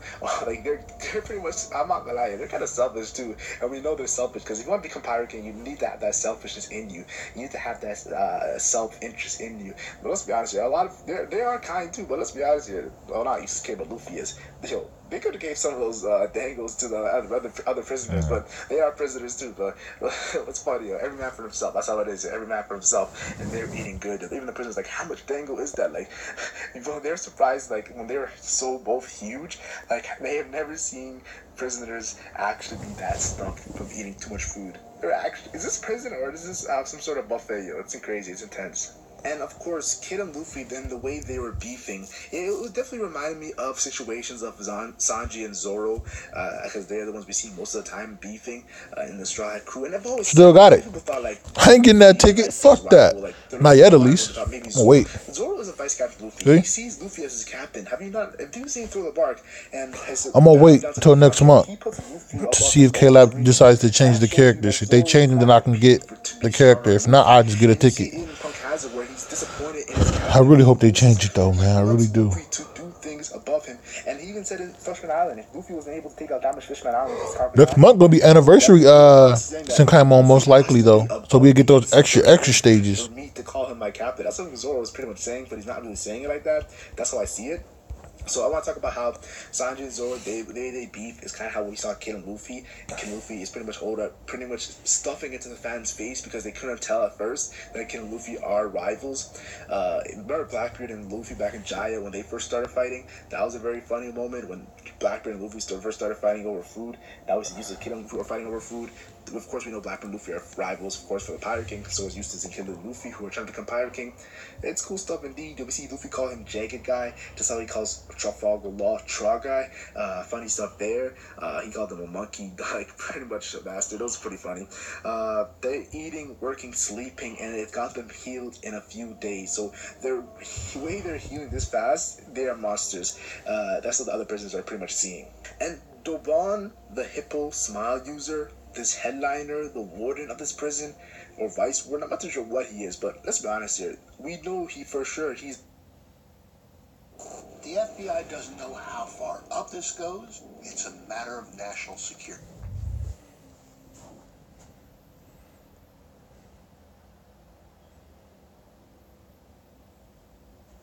The baby born to a man who was a woman who got pregnant by a woman who was a man. What the hell is going on here? This shit ain't adding up. I legit looked at this headline once and I was like, wait, what the fuck? I read it again and I was like, wait, what's happening here? I sat here for like 3 minutes reading this, trying to figure out what the hell they were talking about until I finally realized that they were just talking about two transgender people having a baby, but they made it sound so fucking crazy, man. The baby born to a man who was a woman who got pregnant by a woman who was a man. Was that really necessary? Like, that was some solid clickbait right there. I'm not gonna lie, that was some good-ass fucking clickbait. I mean, as you can see by the 21,000 retweets, most people would agree that it was pretty fucking crazy. If they just put transgender couple has child, that shit ain't getting 21,000 retweets. I can't even get mad about that. It's actually kind of funny. So I wanted to look at this story a little bit more in depth since it is getting so much attention, you know. Let's check it out. Let's see what's going on here. And I already know the fucking transgender community, feminists, the LGBTQT, XYZ, LMNOP, whatever the fuck they added like 8 more letters to that. Sorry, I'm not keeping up with what they've added. All those communities and social justice warriors are already mad. They're already in the comments typing mad at me. Birdman, why don't you just leave these people alone, okay? It's their life. They can do whatever they want, you fucking cisgender, racist, privileged male. Relax, okay? I'm well aware that they can do whatever the fuck they want. I'm not here to tell them that they cannot do this. That's not what I do, alright? In fact, I don't think I've ever said it. If I have, I take it back. I'm a changed man, but I'm not here to say, hey, you can't do this, do whatever the fuck you want. That's cool. I am gonna say like, hey, this is fucking insane, or hey, this is crazy, or hey, this is fucked up, but I'm not gonna say, hey, don't do that. I'm not trying to limit your rights or anything. I just want to talk about what the fuck you're doing. That's what I don't understand about all those groups, the feminists, the LGBTQT, whatever the fuck, the transgenders, all those people, you know, the other 147 genders that they've come up with, all those people, right? You're never allowed to criticize them. You're always supposed to just leave them alone, right? It doesn't affect your life. Just leave them alone. See, that's where I have a problem. You are open to criticism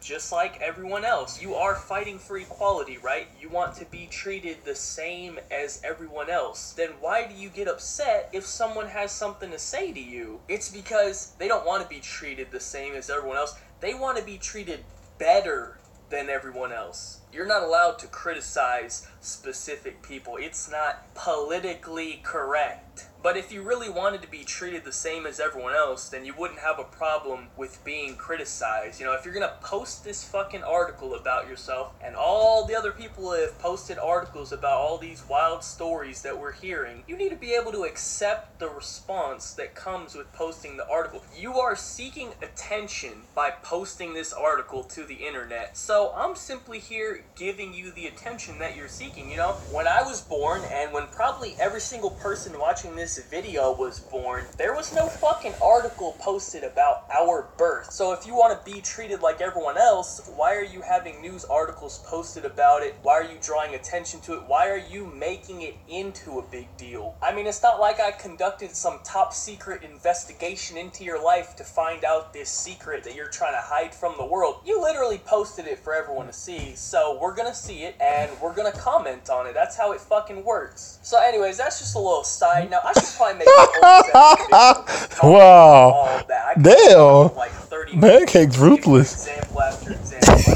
Anyways, I want to actually check out the article now. I don't want to go too in-depth into it because I'm really not that concerned. I just want to get the condensed version of what actually happened. So it says right here, is this the world's most modern family? Man who used to be a woman gives birth to a baby by woman who used to be a man. Transgender man Fernando Machado fell pregnant by transgender woman. Mr. Machado, born a woman, gave birth to couple's first child in June. He fell pregnant by Diane Rodriguez, who was born a man last year. The couple have now revealed that they want to expand their brood. I'm not quite sure what that last part means. I think it just means like have more kids, expand their family. I don't know why they called it a fucking brood. That's really weird. Hey man, Birdman go crazy. Story, really not as complicated as the title would make it out to be. I'll throw some pictures up on the screen so you can see what they look like, but I do have one. What do you do that's so wrong that she don't like? Situation, and I'm really not trying to be like mean or ignorant here when I say this. I'm genuinely fucking confused. Which one is the mom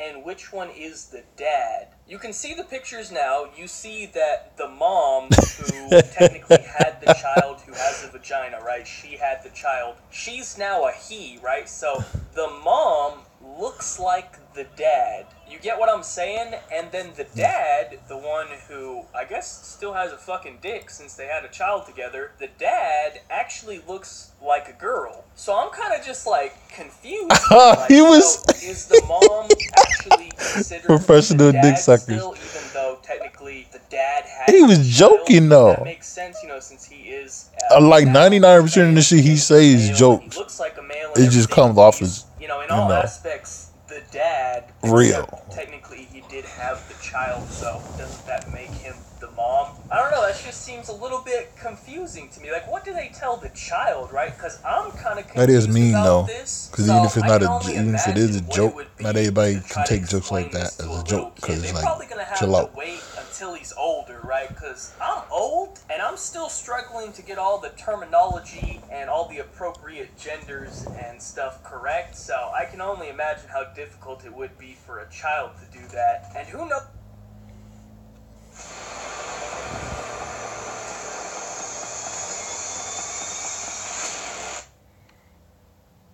knows how it's gonna affect him, man. He's gonna be confused, to say the very least. He might have some other issues. I don't know. At least he didn't have any, like, medical health problems, because that would be a concern, right? Since the female took, like, hormones and shit or whatever to turn into a male, would that not mess anything up? Apparently not, because the article doesn't say that there was anything wrong with the kid, so that's a positive, that this sort of thing can happen without having harmful effects on the child. If something would have happened to the child, dude, people would have been pissed. Like, they would have, like, banned this. They would have said, nope, transgenders are not allowed to have children or whatever. But it seems that the kid was okay, so, you know, that's positive, right? But, I mean, shit, in, like, 10, 15 years from now, when this kid's grown up a little bit, maybe this type of stuff will just be normal. It won't even be a big deal. They won't have to post news articles about stuff like this anymore. I don't know, that's just a thought. Based off the way society is headed and based off just what I've seen in like the last 3 years, it seems like it's progressing pretty fast, and this type of thing could just be like a normal occurrence in like 10, 15 years. I don't know. But this for sure has got to be the peak. This is the ultimate transgender situation right here. It can't get any When he talks more about women, replace women with black people and see if you feel comfortable. people together, and they had a kid together. I guess maybe if the kid ends up becoming transgender too, then that would be even one step further. I don't know. This seems like the peak. You already seen it. It's on my channel. Japanese character person. Shit like that alien guy who I made a video on last week. That was just some way out there. It's looking good. I can't wait to see You it. want to be an alien? You could go ahead and be a fucking alien, man. Nobody's stopping you. We might have to criticize you. We might say it's weird, but nobody's gonna stop you. So anyways, that's it for the video, man. I don't really have anything else to say. I'm genuinely confused about who exactly is the mom and the dad in this situation. I think they're just gonna ignore the whole biological birth situation, and the dad, even though he technically had the kid, he's still gonna be considered the dad. I believe that's how they're gonna treat it, you know. I would make sense, I guess. I don't know. Anyways, you know, I'm not here to try to add this shit up. I'll be here all day, yo. My fucking...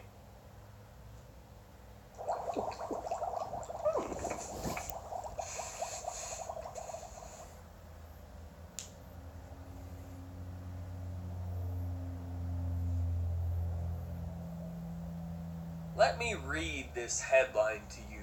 Man flies to China to meet his online girlfriend, but spends 10 days at the airport waiting for her. Now, I know what you're thinking, right? How does this even happen? How do you get catfished this badly, right? Sometimes you might get caught lacking here and there. You might make a little mistake or whatever. It's understandable. It happens to the best of us, right? But this is just a whole nother level. This is something else. Let's just break this down. This dude flew across the entire world, okay? That's mistake number one. It says he's Dutch in the article, so that means he flew from the Netherlands to China. That's a pretty good amount of distance there. That's like halfway across the world just to meet this girl. Now, I'm just trying to put myself in this scenario. Like, I don't think that's happening, you know what I'm saying? That's not gonna happen. What must this girl look like to have this man thirsting like this? You know what I'm saying? Like, this dude was really going all out. She better be a goddamn 10. I'm talking perfection. Not a 9.9, not a 9.8, a 10. There's gotta be nothing wrong with this girl for this dude to be going all out like this. You know what I'm saying? What's the population of China? Like 1.3 billion or something like that. She better be number one out of 1.3 billion people. That needs to be the standards we're looking at here for me to consider some shit like this. Actually, hold up. What's the flight looking like from the Netherlands to China? Let me look this up real quick. Wow, I mean, I know I've been waiting here for a pretty long time, but I'm sure it's all good. I don't think she forgot about me. She'll be here pretty soon. Let me just keep waiting. $1,000 and 10 hours of flight time in order to meet this girl. Listen, I'll be straight up with you, man. I think you'd be better off just staying at home and jerking off, dude. That's all I'm saying, you know what I'm not trying to make any decisions for you, dude, but I really feel like you'd be better off just staying at home. Now, regardless of all that, we all understand, you know, kind of how ridiculous it is to even do that, but let's just say that you actually were gonna do that, alright? You're gonna fly across the world, spend thousands of dollars, put all that time and effort and money into it, don't you think that, like, you'd make sure it was legit? Wouldn't you have to be 100% absolutely sure that nothing was suspicious here, that you weren't wasting your time? I don't know, that's just me. Like, I'd have to be 110% sure that, actually, I'm not gonna say that, because I really can't see, what is it, spending like $1,000, 10-hour flight? I don't know, man, I can't see that happening, especially for some online internet girlfriend that you've never even met before. Like, no, actually, I can't even say that, because there would be no scenario where that happens for me. But if it were to happen, I gotta think that you have to be, like, absolutely certain of what's going down before you actually go commit to doing that. But ignoring all of that, alright, let's just put that whole part of it to the side, alright? Just let that sink into your brain while we discuss the second part. Let's talk about what actually happened once he got to China. Okay, once he actually got there, he waited at the airport for 10 fucking days. 10 days! The reason he had to stop waiting at the airport wasn't because, like, he went home or something. Apparently, he became, like, sick of exhaustion or something. I don't even know. Like, I think what happened was he was literally just sitting on, like, a bench in the airport and, like, not even, like, eating or drinking really. And, like, he became sick just waiting at the airport for this girl to show up. So, like, just let that soak in for a moment. This man was fucking dedicated. I'm just trying to imagine what picture this girl must have shown him to catfish this man so badly, because this is incredible. The dedication shown by this man right here is unbelievable. 10 whole days, if man. he showed this dedication in another aspect of life, of something productive, bro. This dude can accomplish anything he wants to put his mind to, okay? He just unfortunately dedicated himself to a cause that was pretty fucking stupid. But I was just thinking about it, right? Like, how exactly does that play out? You know what I mean? Like, what exactly went down? Like, I was just trying to run through it in my mind, right? So, you know, you get on your flight, you go to China or whatever, you're like, okay, you know, hey, my flight just landed, can't wait to finally meet this girl, it's gonna be so cool. A few moments later. Well, it seems that she's not here. Maybe she got the times wrong or something. Let me just hit her up real quick, let her know that I'm here. No big deal. Day 2. Wow, I've been waiting a full day for her, and she still hasn't even texted me back. This is kind of weird, but I'm sure something came up. Let me just keep waiting here. I'm sure she'll be here. Day 3. Wow, it's been 3 days now, and she still hasn't contacted me. I'm sure she's busy, you know. She'll probably get around to it when she has the time. It's not really a big deal. Day 4. You know, it's been 4 days now, and she still hasn't contacted me. Maybe she's not coming, you know. Maybe she really did forget, or I don't know. Maybe this was all a mistake, man. Maybe I shouldn't have done this. Nah, probably not. Let's just wait another 6 fucking days. Come on, man. How does this happen, dude? Now, all that being said, that was kind of my initial reaction to the story. Before I even read the article or anything, and even knew any of the details, I just saw the headline. What's up, Game Master? What the fuck is wrong with people? I just kind of thought, like, hey, Yeah, that shit crazy, Smoke. Completely catfished. He thought he was talking to some 10 days is a long ass time, bro. Girl, but it was probably just some 40-year-old man trolling this dude, and he put him through some rough times. But then I checked the article, and there's a lot more to this story. It actually gets kind of weird. So, number one, the girl was actually fucking real. This whole story became some viral news thing in China or whatever. Some news station found the girl and got in contact with her, and apparently she claims that she thought this dude was just joking the whole time. Also, I'd like to point out how easy it was for the news station to get into contact with this girl. Like, she responded to the news station, but she didn't respond to this dude. I thought that was a little bit weird. The exact quote is, "One day he sent me a photo of air tickets and I thought it was a joke." Now, that's just the beginning. It gets better. Hold on. According to the article, when he tried to message her, she was offline because she had traveled to another city for plastic surgery. Now, first of all, what do you mean mean by offline? Like, were they messaging on fucking AOL? Is this fucking 2002? What does offline mean? I'm not quite sure, but regardless of that, I thought the story was really weird because what the fuck plastic surgery are you doing, first of all, and you don't have access to your phone for 10 days? Like, what exactly were you doing? And then automatically after the 10 days is up, the news people find you and they have no problem getting in contact with you. You know, you respond to them or whatever. But when this poor man tried to contact you, this poor man that flew across the world to see you tried to contact you, nah, then you were offline apparently. So I don't know how much I was really buying this story, but then I saw this quote at the end, and this is where it gets crazy, right? She said she wanted to continue their romance and would meet the Dutch man after recovering from her operation.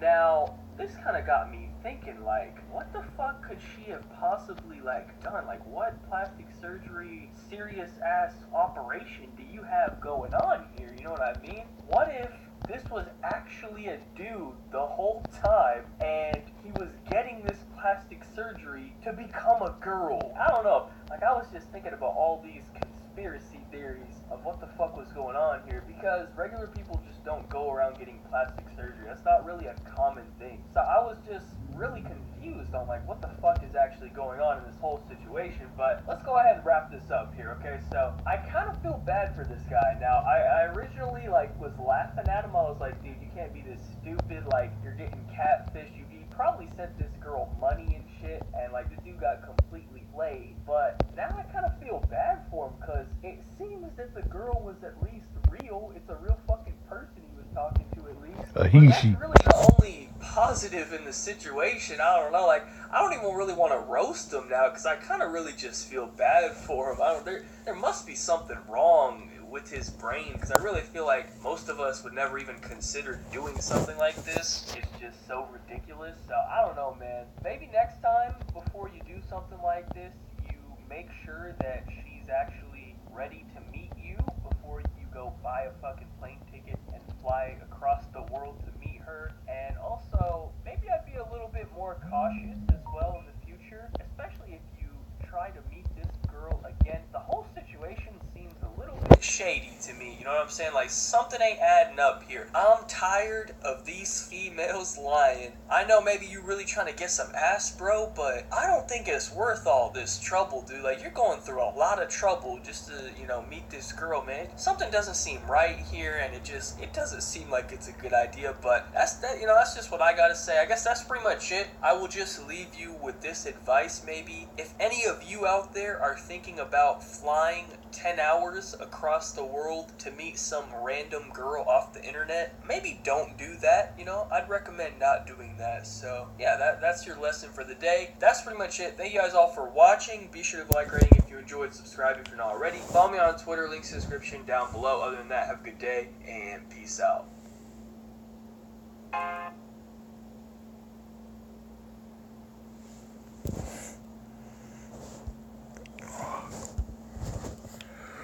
Come on, Darius, knock it out, bro.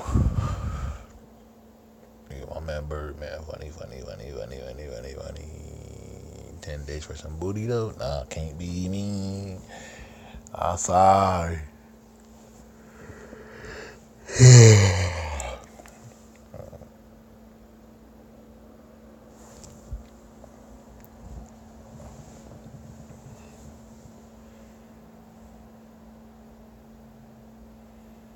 That was the longest co-op, bro. I just thought about that. Anyways, I'm about to dip. I'm about to do a live reaction to Goblin Slayer. I think episode 9, maybe 10. Might do a double live reaction. I don't know. We'll see. Anyways, I'm out. Peace. No problem, smoke. Peace out, everybody. I'll stream later too. Gotta get some guild members because I'm about to boot some people.